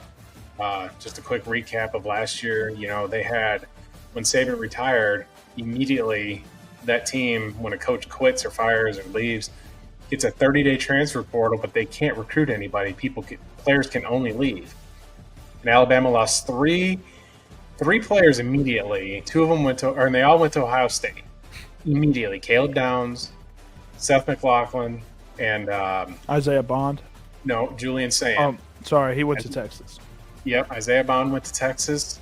And they were kind of left with the skeleton crew. Milroe stayed, which I thought was super classy on his behalf because I think he truly loved playing at Alabama. And because Alabama didn't qualify for the playoff, and I've not heard the end of that Oklahoma game, which was Milroe's undoubtedly worst game with the interceptions at the end. He had a turnover problem that cost this team games last year. But as far as the rest of the roster goes, a lot of these players are returning. Like you've got on here, 16 returning starters. Which is the most of any SEC team. They're not going to be running quarterback power with Ty Simpson like they did with Milroe. Because when Milroe ran it, if he breaks one tackle, it's pay dirt usually. He had that elite speed. He's strong. You know, he was the epitome of a running back playing the quarterback position as far as I'm concerned. Because he's bigger than Lamar, and Lamar Jackson's really got a great quarterback savvy and can throw the ball and make plays. And Milroe's got a cannon of an arm too, but struggled to make reads. And then, they just want a dogpile. And the thing for me that's kind of sweet right now is with the recruiting, Alabama's got more 5-stars than anybody else out there by multiple margins. And their recruiting class isn't the highest because they just don't have their 4 stars to offset it like they normally do, like the other teams do. So the outlook is good in Tuscaloosa, in my opinion, because they hired a coach who just took a team to the national championship with 3-star players. Now he's got that first initial hump year out of the way, and he's got his offensive coordinator in there, which I know you're going to go over him in a little bit. and had players like Michael Penix and Rome Odunze and Jalen Polk, and was really able to make Washington into something in a place that's tough to win. Yep. You know, but he beat Caleb Williams. I know you love you some Caleb Williams. Made that man cry. That was a game where he was in tears. So we're going to see. I'll have more to say about Alabama, obviously, than some of the other teams that we've gone over. But I think that Saban retiring and that they just the lame brain college football fan says, "Oh, Nick Saban couldn't hack it. Oh, Nick Saban couldn't do this." Let me tell y'all something. The game changed, and he's 73 years old. Like, he's not. I guarantee if Nick Saban was 50 years old, he would not have retired. You know what I mean? He would still have the energy and be able to adapt. When you're older, you can set in your ways. Simple as. Absolutely. So, yeah, with the Alabama Crimson Tide, they took a slight step back this year.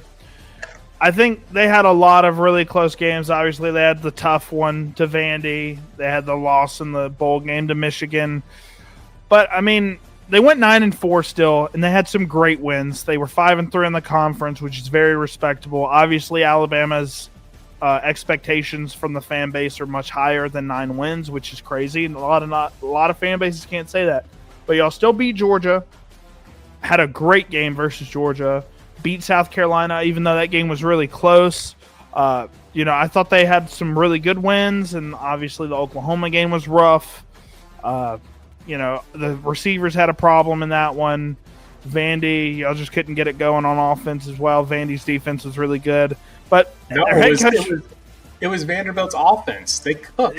They were running the ball well, right? Paiva was just getting it in there, right? And they just, you just couldn't stop them, which is weird because Vanderbilt, you would think that, you could steamroll through them, but they're on the up and up, man. They've slowly but surely started building that program a little bit. But in terms of the head coach, Kalen DeBoer, former Washington head coach, obviously took them to the national championship, like you said, with Michael Penix, and takes over for probably the greatest head coach in college football history, Nick Saban. So obviously the expectations were sky high for him. And I don't think everybody was like, he better not take a step back. It's playoffs or bust for DeBoer. And I'm just like, he's a first-time head coach. I mean, it's a first time in the SEC for him. Obviously, he's won everywhere he's gone. Right? He was 18-12 at Fresno, 25-3 at Washington. So, I mean, he's been doing really good at pretty much everywhere that he's been. But it's tough to expect somebody to go into the SEC not having any idea what SEC plays like, with a brand new offensive coordinator, and try to teach all these kids and not have a slight step back. That's why I think Oklahoma's going to have some rough stumbles early on, but I think they'll get it together. So in terms of the offense, it's really weird. 22nd ranked offense in terms of points per game. So y'all were scoring decently, but in terms of the yards, you see 56 passing offense, 47th rushing offense in terms of the yards, respectively, which is definitely super above average.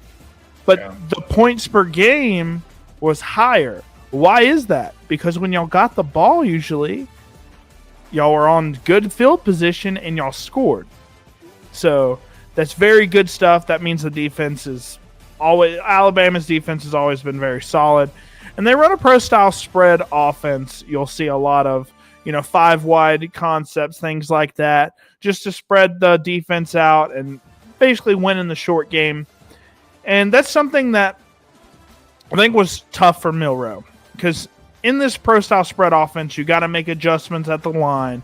You got to know how to, use motion, and you have to have, not to say Milroe is not intelligent, but it's not something that he was used to, and he was having to read defenses and make play changes and things like that at the snap, and it's just not something that he was used to doing, and that's something that you have to have with this spread offense. Obviously, Milroe, I think the Alabama fans would have been half and half, right? Milroe was great for y'all in his sophomore season, was super electric, brings this dynamic rushing ability, but it just didn't really fit this offense. And they couldn't kick him out of there because you can start Simpson, right? But I think the fan base would have been really divided on that. So DeBoer keeps Milroe in. he tries to do what he can with him, but they do a lot of vertical passing, a lot of spread stuff, and your quarterback has to be able to make adjustments. And I think Ty Simpson is going to be able to do that. He's a very smart 5-star prospect from the 2022 class. Surprising to a lot of people that he stayed. He stayed in Alabama despite not getting the starting job for multiple years. Now he finally gets his chance. I think that speaks a lot to his character, and I think it also speaks to how comfortable he's going to be in this offense. If he didn't like the offensive looks, I think he would have transferred. So Eli, quarterback for Pitt last year, was electric. He was from Alabama. His name was Eli Holstein. He was a 4-star, and he went and took the job immediately and flourished. Yep. So I think there had to be something, with Milroe's ability to run. That's what separated him from the pack, and he's got a cannon of an arm. Absolutely. And that was under the Saban era. So, it's like you said, it was a bunch of adjustments last year, and he still won 9 games. Go look at what Kirby Smart did. Kirby Smart had a somewhat similar situation. Georgia fans don't want to hear it, but he took over. Do you know who Kirby Smart took over for? Do you remember? No. Mark Richt, who was very successful there. Took Georgia to the SEC championship game, but they were the term was Georgia. We Georgia'd it. We'd get there, we'd get to the big dance every year, and then they just lose. Same thing with the Falcons. It was just like everything in the state of Georgia was get there and just can't get over that hump. But then Kirby got him over there. But his first year, he didn't get in the SEC championship. But they want to just pound on Alabama because they've been, the tyrant for so long. And to hell, I say, if you ain't wearing crimson, to hell with you. F them, as they like to say. Yeah. But let's take a look at what you got here. Oh, look, you got Georgia highlights. Good choice. Yeah. Hey, look, this is one of their best games offensively, in my opinion. You're going to see Milroe sling it downfield. Look at that. Beautiful play. And this is just giving your guy a chance. You see the vertical passing attack that shows up time and time again. Then here's the inside zone here. Obviously, that should have been a tackle for a loss. That should have been a tackle for a loss. Bounce it out to the C-gap, man. As long as you got the explosion, I don't care. If you can bounce it out to the outside, that's what R.J. Harvey did all. Oh, my God. Milroe. That's just insane stuff. Look at that. Woo-hoo-hoo. That's okay. So I would have loved for him not to do that. Go back to the very beginning part of that play. So this is one of my favorite plays of the year last year because that defensive tackle right there has a clean shot, and he's in the 52. NFL, and any other player is taking the sack right there. Yep.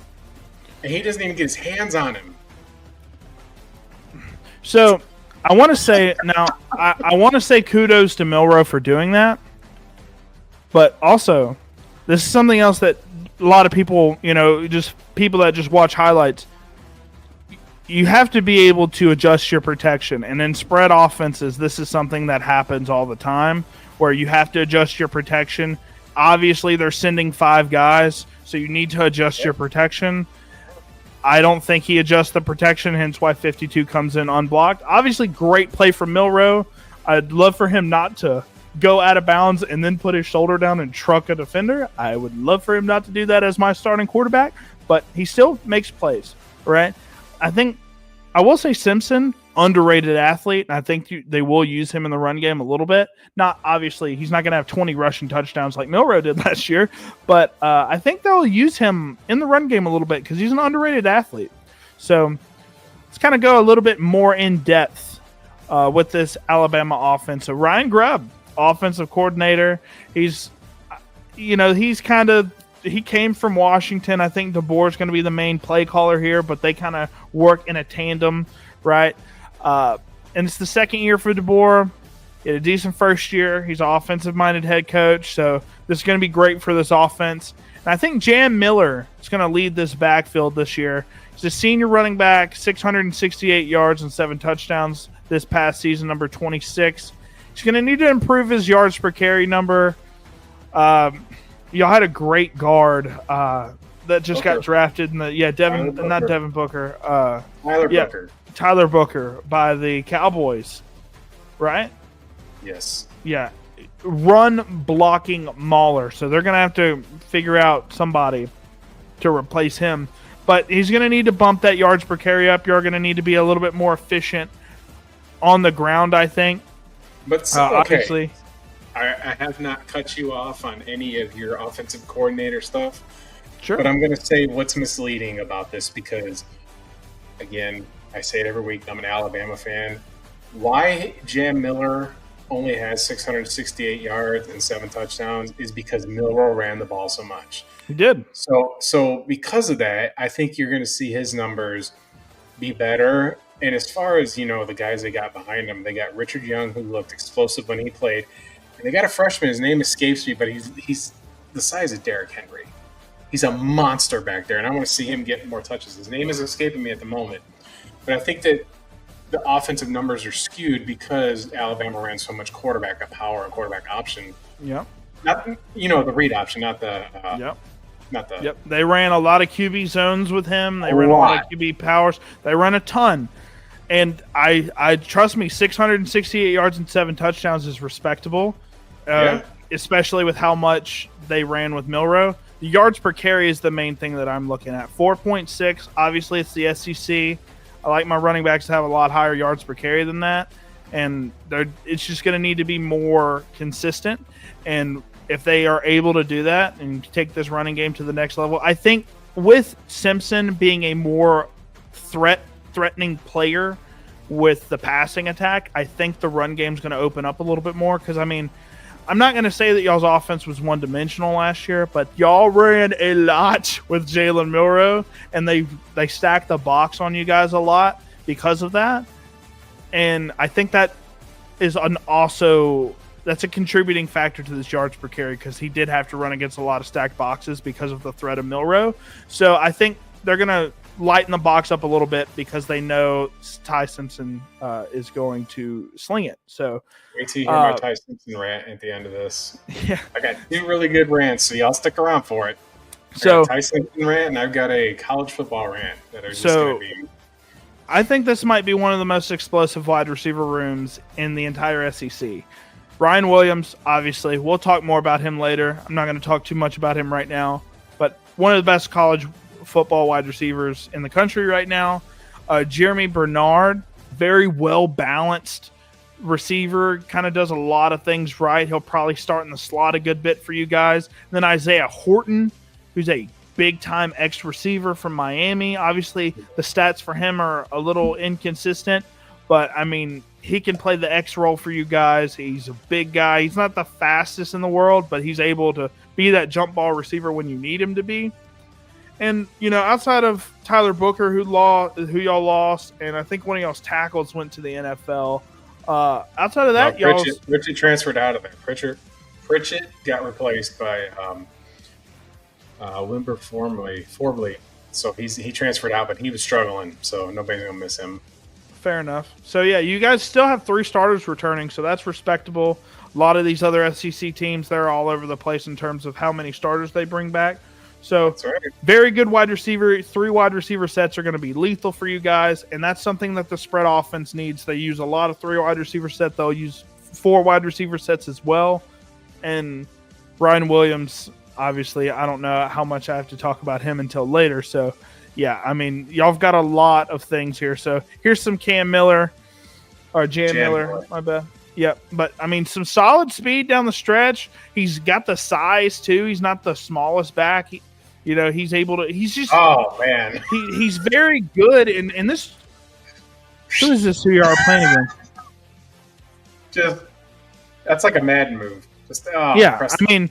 And he's able to just stiff arm that guy off of him. That's one of his better plays, obviously. I don't know. There's Horton. Yep, this is Horton at Miami. The uniforms threw me off here. But, yeah, big body receiver. A little undersized in terms of the weight. I think he's like 200 pounds, but he's 6'3". But big guy. I saw him. John Gruden was interviewing him and Ryan Williams. He was a huge kid. So, excited to see what he does. Here's Cam Ward throwing that deep ball. Very reliable hands, too. So, I'm excited to see what he does. Here's some more Isaiah Horton here. Alabama's wideout room last year wasn't the best. They had guys like Kobe Prentice, who I thought was going to be something. He went to Baylor. We went over the kid who went to Kentucky, Law. He couldn't show up. The wide receiver room is much improved this year. I agree. Ryan Williams has shown he can show up when the lights are bright. And like I said, I'll go over what I think Ty Simpson brings to this offense after we wrap up here with our preview. So, when you said earlier about the Heisman candidates, you brought up a lot of the SEC guys, SEC quarterbacks. I think there are two guys that are severely under the radar because they haven't played. Ole Miss's quarterback is starting, and Ty Simpson. I think both of these guys. Hot take, but I love it. I think both of these guys, since they haven't played at all, I think a lot of people are underestimating how good both of these quarterbacks can be. Now, obviously, the Ole Miss offense very quarterback friendly, right? He puts up a lot of gaudy stats. We'll just have to see because he's apparently a super smart kid. And Ty Simpson, he hasn't gotten to play, but we know his pedigree, how his 5-star stature. I mean, that you don't become a 5-star quarterback for no reason. So, in terms of the schedule, you got some tough games on here, but you got a lot of gimmies. I think Florida State, I think y'all get that one. ULM, easy one. Wisconsin, they've had some. Oh no! Hold on. Pump the brakes. So we got 22 viewers, and I'm gonna put the microphone to my face because they're gonna know exactly what I'm saying. Bobby's a little bit younger. Where were you at in 2007, Bob? 2007? Yeah. What were you doing?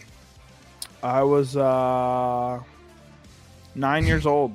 9 years old. So that was when Nick Saban took his first season in Tuscaloosa, and obviously these aren't the same teams or the same coaches, but the ULM Warhawks went into Tuscaloosa and won the game. Just want to put that out there. That's not happening. That's not happening. Well, that's what we thought too. That's probably going to be a minus 35-point spread if I had to guess, if not more than that. So Alabama's going to get that one for sure. Wisconsin, I think y'all win that one as well, even though they're a little bit more of a respectable program. They run the ball a lot. They've had a lot of prestigious backs come out. Jonathan Taylor notably, right? A lot of 2,000-yard backs. They run the ball a ton. I think y'all have the defense to stop that. Georgia, I already said this earlier. I think y'all beat Georgia. Vanderbilt, I am so sorry that I think y'all really pissed Alabama off last year. Y'all paraded with the goalpost for like 6 hours, ended up in the river. And good for them for doing that, to be fair. That was a great win for them. Yeah, but it's in Tuscaloosa this year. Vanderbilt is going to get absolutely annihilated, in my opinion. I think they're a respectable team, but I really think Alabama is going to come in there with a chip on their shoulder, and I think part of the reason y'all lost that game last year was because you guys were overlooking Vanderbilt and looking through them, and y'all aren't doing that this year. And Missouri, that's one thing Nick Saban did that's keep his guys on every single team. Right. So, same thing with Missouri. Even though it's at Missouri, I think that's a fairly solid win for you guys. Tennessee, I think it's a solid win. I think the only game that you guys are going to drop is the LSU game. Now, you could drop the Georgia game. Could drop the Oklahoma game maybe, but I don't, and maybe even the South Carolina game, that might be the hardest and outside of the Georgia game, but I think LSU comes in there, gets you guys, and then I think y'all rematch in the SEC championship, and I think y'all get them in the SEC championship in the rematch. So I think the only loss on this schedule is LSU. Obviously, Eastern Illinois, that's a gimme. I think ULM's a gimme. They lost their running back who's super talented. We talked about him early on in this SEC preview series. I mean, you have 5-ish wins here for sure, no problem. And then I think some of these other SEC teams just can't handle. It's all going to be how good Ty Simpson is. I think he's really good. So I give y'all 11-1. I think y'all have the best record in the SEC. And y'all play for the SEC championship. I think I had. You agree with me? I think I did. But I don't know. Do you think the LSU game's where y'all drop it, or you think it's the South Carolina/Georgia game? Well, so I haven't done a whole lot of this during this series, but I'll go through this real quickly. So Florida State, I don't think that they're what their 2-10 record says, but I don't believe in their quarterback. I mean, he couldn't hack it under Bill O'Brien up there in Boston College, has an attitude problem. Told Isaiah Horton to his face that they were going to beat last week, or a couple days ago, he told Isaiah Horton to his face that Florida State was going to win, which is what he should say as the quarterback of the team. But be mindful of what you say because, everybody wants Bama until they get them. And that's an away game. I think Florida State's going to come out very hyped. I think it'll be closer. I think the 14-point spread that it's at right now is pretty accurate. But, again, I think this is an experienced Crimson Tide team, so I think that they beat Florida State. I do think that they beat ULM. I mean, obviously I was making a gag about it earlier, but that's a true statement. It's a very true statement. Wisconsin is we're going to do a Big Ten preview, and this might be the worst Wisconsin team under Lou Fickell's era, and I think that it's going to cost him his job this year. I think Alabama steamrolls them again like they did last year. I do think that the next game there, I do think that they do beat Georgia. I think it's going to be close again. These games are never crazy because Georgia's going to be ready for blood. They're trying to get that L back. No, but I don't discredit them, but I do think Alabama's got more experience. And when you've got experience plus high recruits, that's what's going to give the edge in that game. And like I said, I'm going to go on my Ty Simpson thing here in a minute. Vanderbilt, Diego Pava has said very boldly that the goal is to win a national championship at Vanderbilt. But again, you're the quarterback. You need to say those things. He has every right to say what he said after beating them last year in Nashville. But we're going to see you down, in Tuscaloosa for sure. That'll probably be a earlier kickoff, I would think so. I don't think that'll be a midday kickoff. Or it might be a secondary night game on ESPN. Missouri, it's going to be a lot of people are down on Missouri, but they did win 10 games last year. I believe they won 9 or 10 games. I think they won their bowl games. So Missouri, it should be close. I'm not going to say these are not the Alabama blowout teams of the past. Now, Tennessee's coming to town. They've won 2 of the last 3, but they have not won. You know the last time when Tennessee won in Tuscaloosa was? Was it when Josh Dobbs was there? No, it was before Josh Dobbs and Jawan Jennings? Before that? It's been almost 20 years since they've won on Tuscaloosa. That's been tough. A long time. But I think Tennessee takes a step back, as we went over on our previous show. They lost their quarterback. They've lost their elite pass rusher. And they didn't bring in a very solid quarterback either, right? They brought in the guy from App State, Aguilera, and that's not the guy that they were trying to get. Unfortunately, they lose their quarterback super late, and they just had to scramble to get one, and we'll probably see them suffer because of that. I don't think Tennessee believes this year. That's I think that Ohio State loss last year deflated them, and they got killed. They stood on principle when it came to Nico, as they should have. But I think that there's just a unknowing as to what their identity is going to be. Yeah. Who's going to run the ball for them? What are they going to do about pass rush? So I think Alabama actually kind of handles them a little bit. I do. Yeah. South Carolina might be a slip game. That might be a game where they can't figure out Lenore Sellers. They did last year, but Carolina lost one of their elite wide receivers, so it's going to be the Nick Harbor show, or is it? We got to see. it. By that, he's got the upside, man. He just has to figure it out. We'll be halfway through the season, so both these teams will be fully in their stride. Now we're going to get to the LSU game. Now I think that they've got the edge at quarterback right now. I do think that Nussmeier is good, and Brian Kelly is a fantastic coach, and he's won in Tuscaloosa before. So that game might be the one where I think that they have the hiccup as well.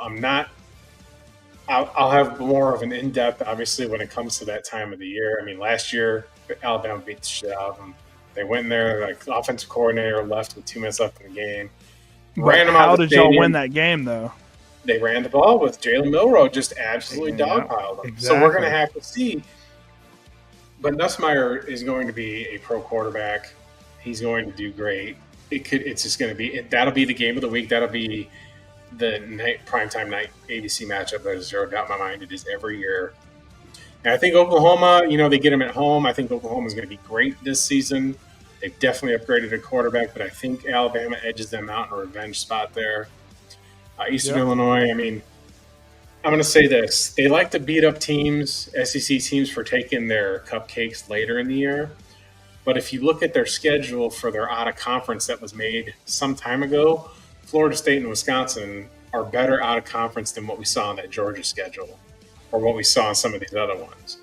The only difference is Georgia played Georgia Tech late, and Alabama's playing Eastern Illinois. And Auburn, we went over Auburn at the beginning of the show.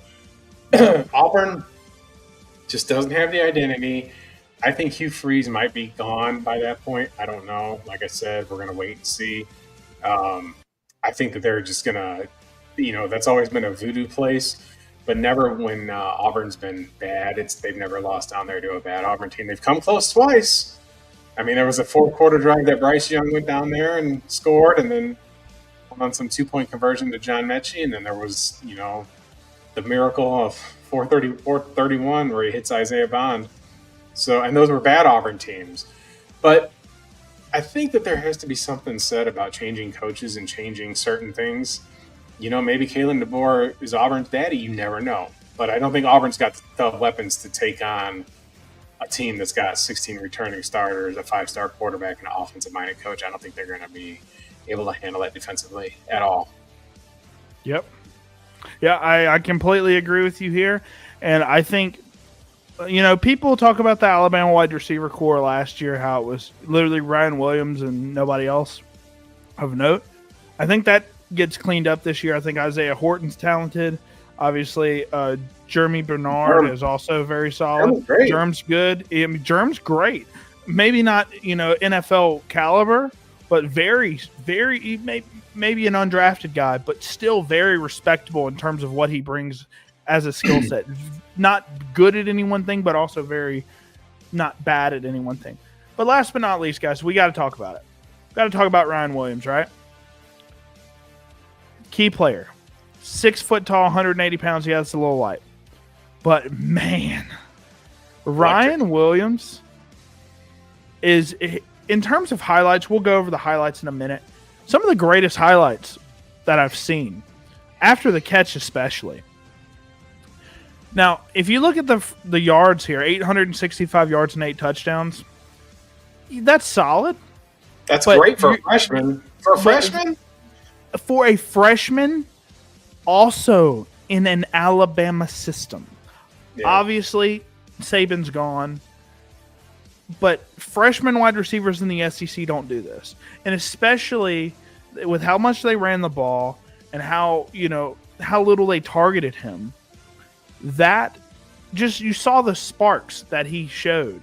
And he's got insane highlight plays all over the place. The touchdown versus Georgia, we'll showcase that. The double fake spin move, we'll show that one as well. And he's a deep threat, man. He's got deep speed. And you can put him on screens. He will literally torch people with his ankle breaking maneuvers. He's got elite ball skills too. He has very little downside as a player. He's got the ability to run deep routes. He can run comebacks. He can run hitches. He can be on screens. You can put him on crossing routes, slants, anything. He's good at everything. But the thing where he really shines is the yak ability. You put him on screens, man, he reminds me of Malik Neighbors. Maybe not in terms of the contact balance, but making people miss, he's on that level of just being able to make people miss. And we'll see that obviously on play. The fact that you have this many awesome highlights as a freshman is very insane to me. But ball skills through the roof, elite speed. He's like a faster Devonta Smith, in my opinion. That's what he reminds me of. Malik Neighbors as well, that type of upside. Probably is going to be a first-round pick. But the only thing that I can say, a lean frame, he's undersized, right? That could lead to injuries, maybe. Like, I can't. That's the only thing I can really nitpick about him is that he's 180 pounds. I'd like him to be a little bit bigger, right? Malik Neighbors was around 205. But he can ball. He's a freshman. He'll bulk up and probably end up around 195 pounds when he goes to the draft. But let's go ahead and look at some of the stuff that he puts on tape. I mean, it's nuts. So here's versus Western Kentucky. This is just him burning. just multiple people. This was kind of his coming out party. You know, It's obviously that game. I did not mean to cut you off, but that game I had too much anticipation for because I did not know what I was going to see from the Alabama football team that wasn't Nick Saban coached for the past 17 y'all blew seasons. him out. And it was over by halftime. I mean, I know it's Western Kentucky, and God bless the Hilltoppers and their amazing mascot that nobody knows what it is. That big red blob that just walks around with a look on his face of death and murder. But it was really refreshing. I mean, look at the score. They couldn't stop them. You know, I mean, it was just kind of craziness. But it doesn't matter. Like, oh my God. This is what he does. So this is the coming out party for Ryan Williams. Obviously, he likes to make safeties hug. He likes to make safeties touch he each loves other. to do that. He loves to do that. Like, this was the coming out party for him. You know, obviously he had a ton of hype. Highly touted receiver out of high school, and he played at Alabama. I forget exactly where, but we saw the viral videos of him in high school where they were talking about him. There were content creators going to his games and watching him play, and he had an insane, 5 touchdowns a game, whatever he had. It was insane stats. Yeah. But they would literally just give it to him on the Wildcat and just be like, go run, and he would just make it happen. But this is what he does. You see exactly what he does here. Look, boop, see you later, like, and gets out of the ankle tackle, and then he has the speed. I mean, he didn't really need speed there. But here is the play versus Georgia, and this is the fact that, he doesn't get a touchdown here, but the fact that you catch a football, he's not even touched the ground yet, and he's already looked back to assess his situation. What is he going to do? He doesn't even see the safety behind him, but he knows he's there anyways. So what's he do? Fake spin? Like, nobody does that. That's not a real thing that should ever happen. You shouldn't be able to do that and actually make the safety miss. And Georgia had an elite secondary. Like, let's not. That Malachi Starks obviously had a down year, but like, right. But obviously, before we get into this play, we all know what this play is. But I mean, just insane football IQ. Obviously, guys, I don't know if any of you guys watching are big John Gruden fans, but I personally am. He did a series all throughout the offseason interviewing a bunch of quarterbacks that were in this year's draft class. Great content. Some of the greatest content that I watched in the offseason. But he did an interview, like I stated earlier, with Horton and Ryan Williams, and you could just tell when Ryan Williams is talking. Super respectful kid. I know they had the kill everybody tape on his face, and people were questioning his character. Every time I see this dude on camera, he just loves football. He talks ball. He's smart. He's super intelligent. And whenever he's breaking down plays, he's able to tell you, like, this is why I did that. And, he knows ball. He has high football IQ. And for our wide receivers, that's very important. But notably on this play here, he admitted to John Gruden on camera he wasn't supposed to run this route. But before they get into while they're in the huddle, he goes over the mill road and he says, I'm going to cook this guy. I want you to just throw me the ball. He's not supposed to run a 9 route here, but he does anyways. And Milroe throws him the ball, and it's probably the best play of the entire year. So you're going to see Milroe immediately peek over there, throw Ryan Williams the ball. He's not open. Comes back to the ball, catches it. 9.5 wide receivers out of 10 are going out of bounds here. Look at him. He caught the ball. He did a silhouette spin like a ballerina. Look at him. He should not be able to stay in bounds, needlessly score a touchdown here. But what's he do? He somehow stays in bounds. You got 2 guys here, and he's going to Dante Hall him. Whoop! Get off of me. Stiff arms that guy off of him, and then he just has the speed to outrun 12. Look at the score. It's 1st and 10. Obviously, you can take a shot here if you want. 34-33, 2 minutes left in the game, and Ryan Williams says, I want the ball. Give me the ball. Psychotic? Maybe. I want to watch this one more time because, I mean, it's the greatest. I think it's one of the best plays of college football last year. He's not open, and this is the ball skills I'm telling you about. he's able to come back to the ball and just catch the ball. And the fact that he's able to stay in bounds there is insane. Since we're going over Big Ten, obviously we'll go over his, the only guy that's really keeping up with him in terms of hype, Jeremiah Smith, who had a crazy freshman season. Yeah, they both did. They both had insane stuff.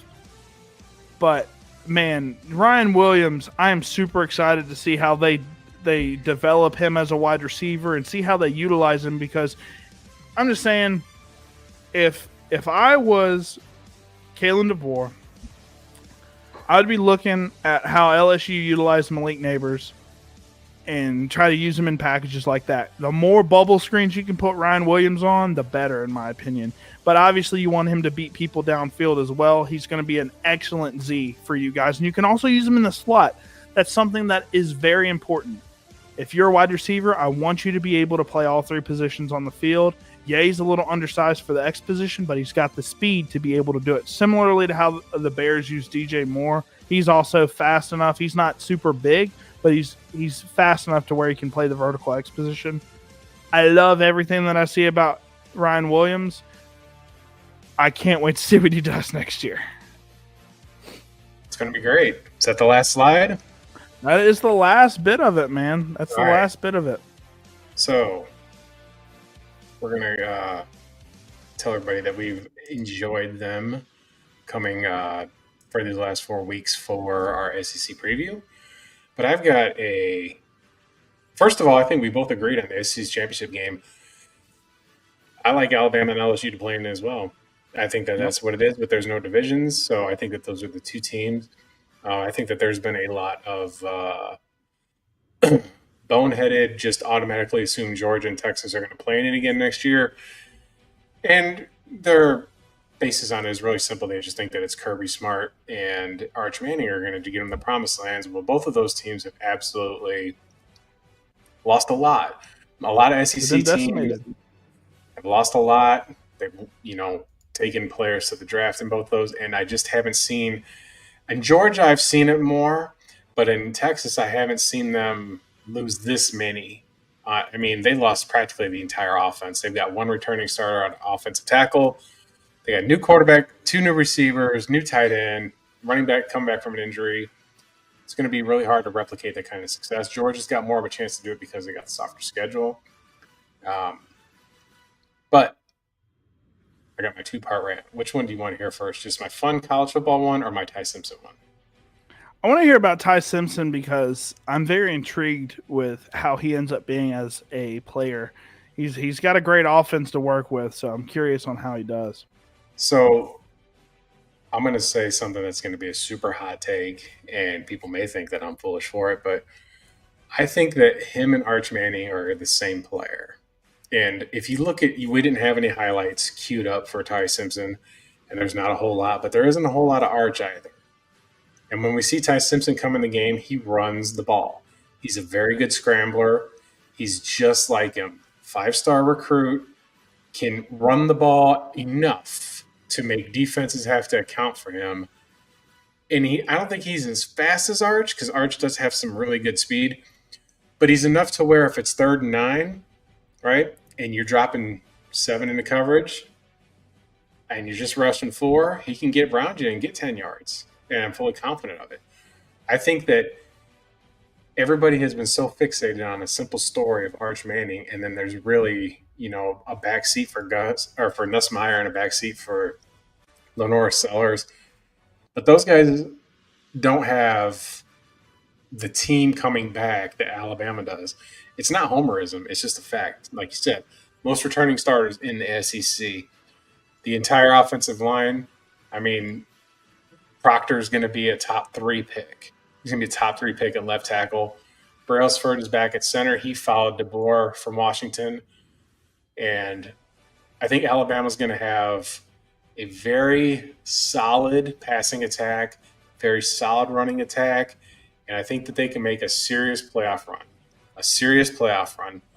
Because we got their coach in the second year. There's no more transfer portal distractions. They've recruited heavily. We're returning key starters at positions on defense. The entire secondary is sophomores now. Like we were running freshmen back there last season, Xavier Brown and stuff like that. The biggest question mark on the team is going to be the pass rush. Hopefully Keon Keeley gets in there and gets in the backfield, and Alabama can get some push up front. They're going to miss Jihad Campbell. But defensively, they're just – he was versatile. Yeah. Defensively, they're just as sound as anybody else in the conference. Who else has this elite – like when Saban was there, he was the only guy that was able to reload and have these guys be playmakers. Like they went from Dante Hightower to C.J. Mosley. I mean, just Yep. But who else? But who's going to do that at Texas? They've got all the names, but how are they going to implement them into new starting roles? And Kalen DeBoer doesn't have to do that. He had to kind of do that last year with a team that was his. And this year he's kind of got more his. I think the addition of Ryan Grubb. And the fallout was when Saban left. I mean, y'all had a lot of people transfer out, right? Because Caleb Downs, Seth McLaughlin, Julian Saint. That's a lot of really good players. He was a fight. I mean, he didn't play, but those are. And then Isaiah Bond was gone. Isaiah Bond burned his legacy at Alabama for Lambeau. And when he wrote his little thing on the internet, like they do their penmanship with the Instagrams and wanted to thank Alabama, but then he closed it off by saying this is strictly a business decision. Okay, it is. You didn't get drafted, pal. You weren't the best receiver on your team. Your teammate went first to the Green Bay Packers. Okay, I will say this about Bond. If he didn't have the legal situation, I think he was going to be a second-round pick. But he was very talented.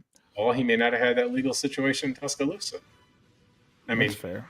But the point is, was Ty Simpson. I think he's going to be one of the top half quarterbacks in this league. I haven't seen a respectable outlet give this kid a shot. And just because of what I've seen on film, I mean, it's been mop-up duty, but there's leadership characteristics there. There's a lot to like. You don't throw 5-star quarterbacks in the garbage. You don't do it. Unless you're DJ, God bless you, I can't say his name. He was one of the few that didn't pan out there. The guy that was at Oregon and then he transferred to Florida State looked horrible. Yeah. Ty doesn't look that way on film. He looks like he's a sound decision maker. He's ready to take the next step. So that's my Ty Simpson rant. Ty Simpson will be just as good as Arch Manning. Put it in your pipe and smoke it. Deal with it. Alabama is back. That's part one. Second, totally unrelated to a specific player. Okay? So we've got a huge landscape change of college football, right? We've got new conferences, old conferences. The teams are changing all the time. There's media rights. There's all this and that.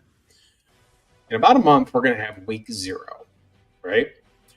Week 0 is the appetizer for that meaty week 1 quadruple header that we have lined up. You know what I mean? Yeah. Before the Texas, Ohio State, and Alabama, Florida State, and LSU, Clemson, and Notre Dame, Miami.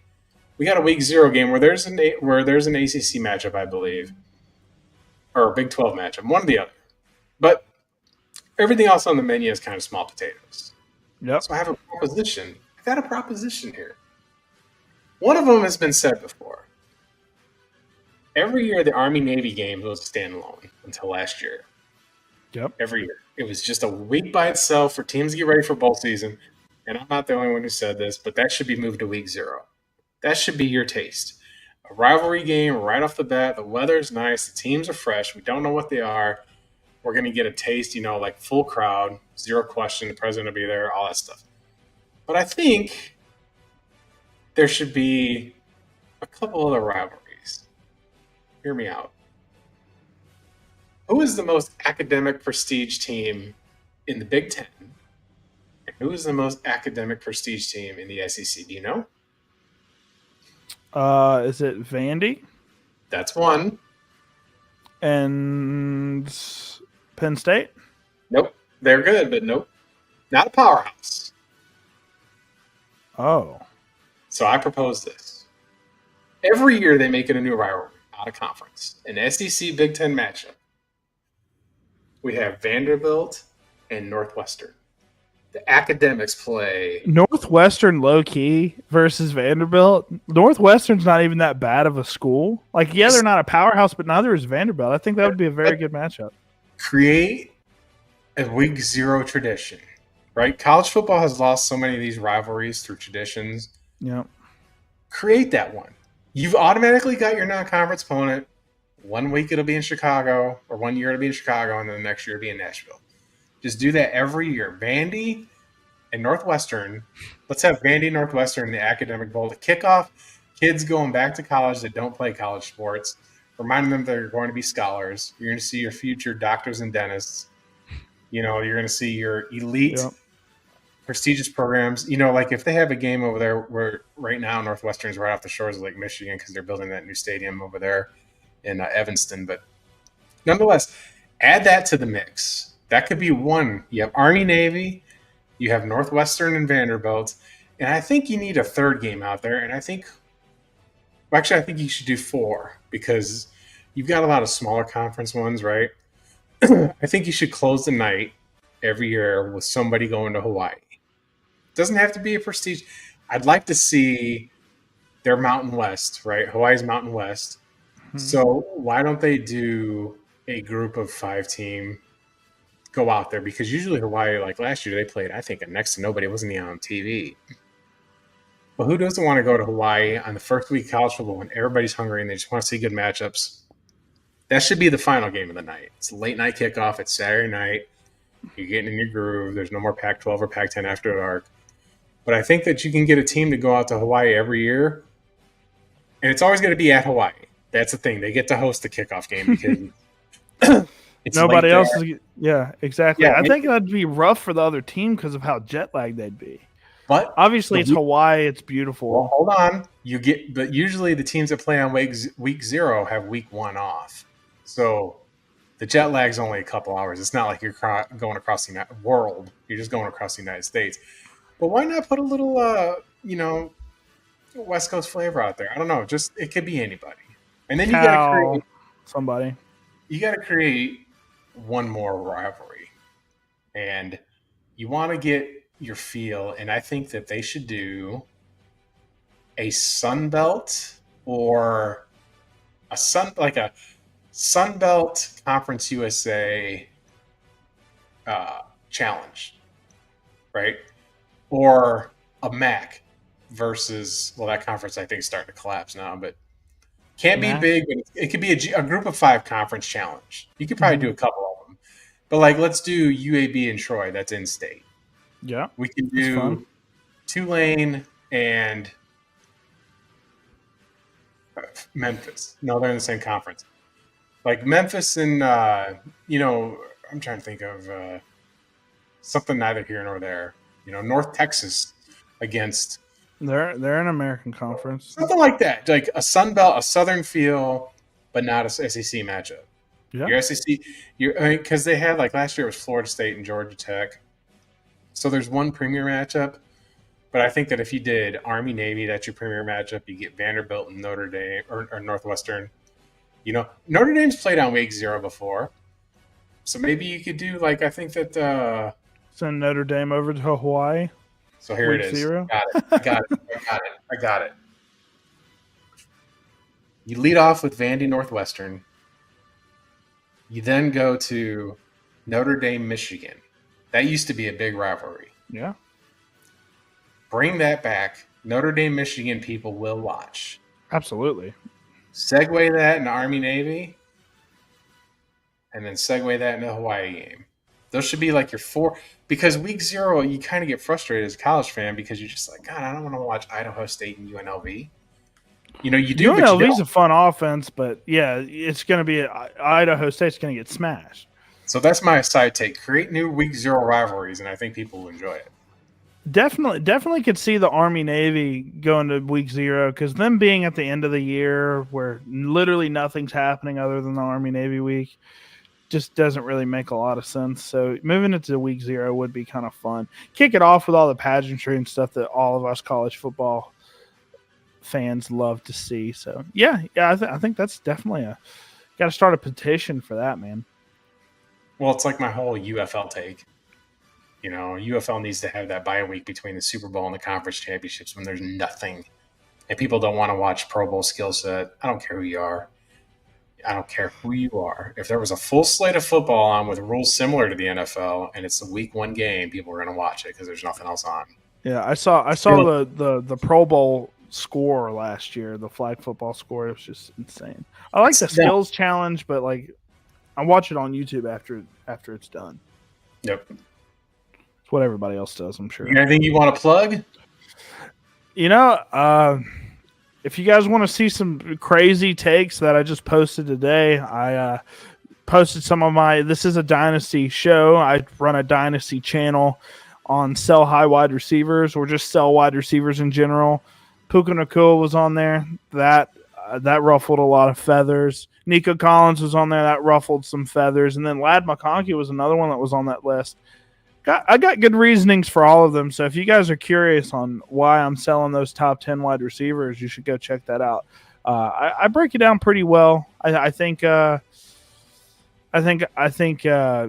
a pretty good argument for all of those guys. And if you guys want to see some explosive former SEC running back breakdown, I will be breaking down Devon Achane. That'll be dropping Monday. Ladies and gentlemen, subscribe to Bobby's Big Board. I'd agree with 2 of his receivers, but I like Lad. I think Lad's a hold, personally. But that being said, next week I will post a thumbnail of what Big Ten teams we're going to go over. We're going to go over the second best conference in college football, make no mistake. And there will be a little Easter egg for some of you people to pay attention to. You let me know if you find it. Bobby knows what it is. He's probably smirking because he knows how my brain works. Yep. But he puts a lot of my ideas onto video form, and I'm so thankful for him for that. I hope that if you're running your Dynasty team, that you got some players. Maybe you got some good college takes today. The whole idea of this show is to have fun. Absolutely. We have run 20 minutes over what we normally do today, but that's because I had some spicy college football takes on Ty Simpson and just a fun one on what I think they could do to fix some of this college football stuff to keep it exciting for everybody. And with that being said, next Friday, 10 o'clock Eastern, we will do our first Big Ten block. I will try and keep it as geographically aligned as possible, stick to that same format. Absolutely. And keep tuned into my channel. If you're watching from Bobby's stream, I know he's got like 3 times the subs I do. Please subscribe to me. It would mean a lot. I'm trying to get monetized. Make no mistakes about it. Y'all have a great week.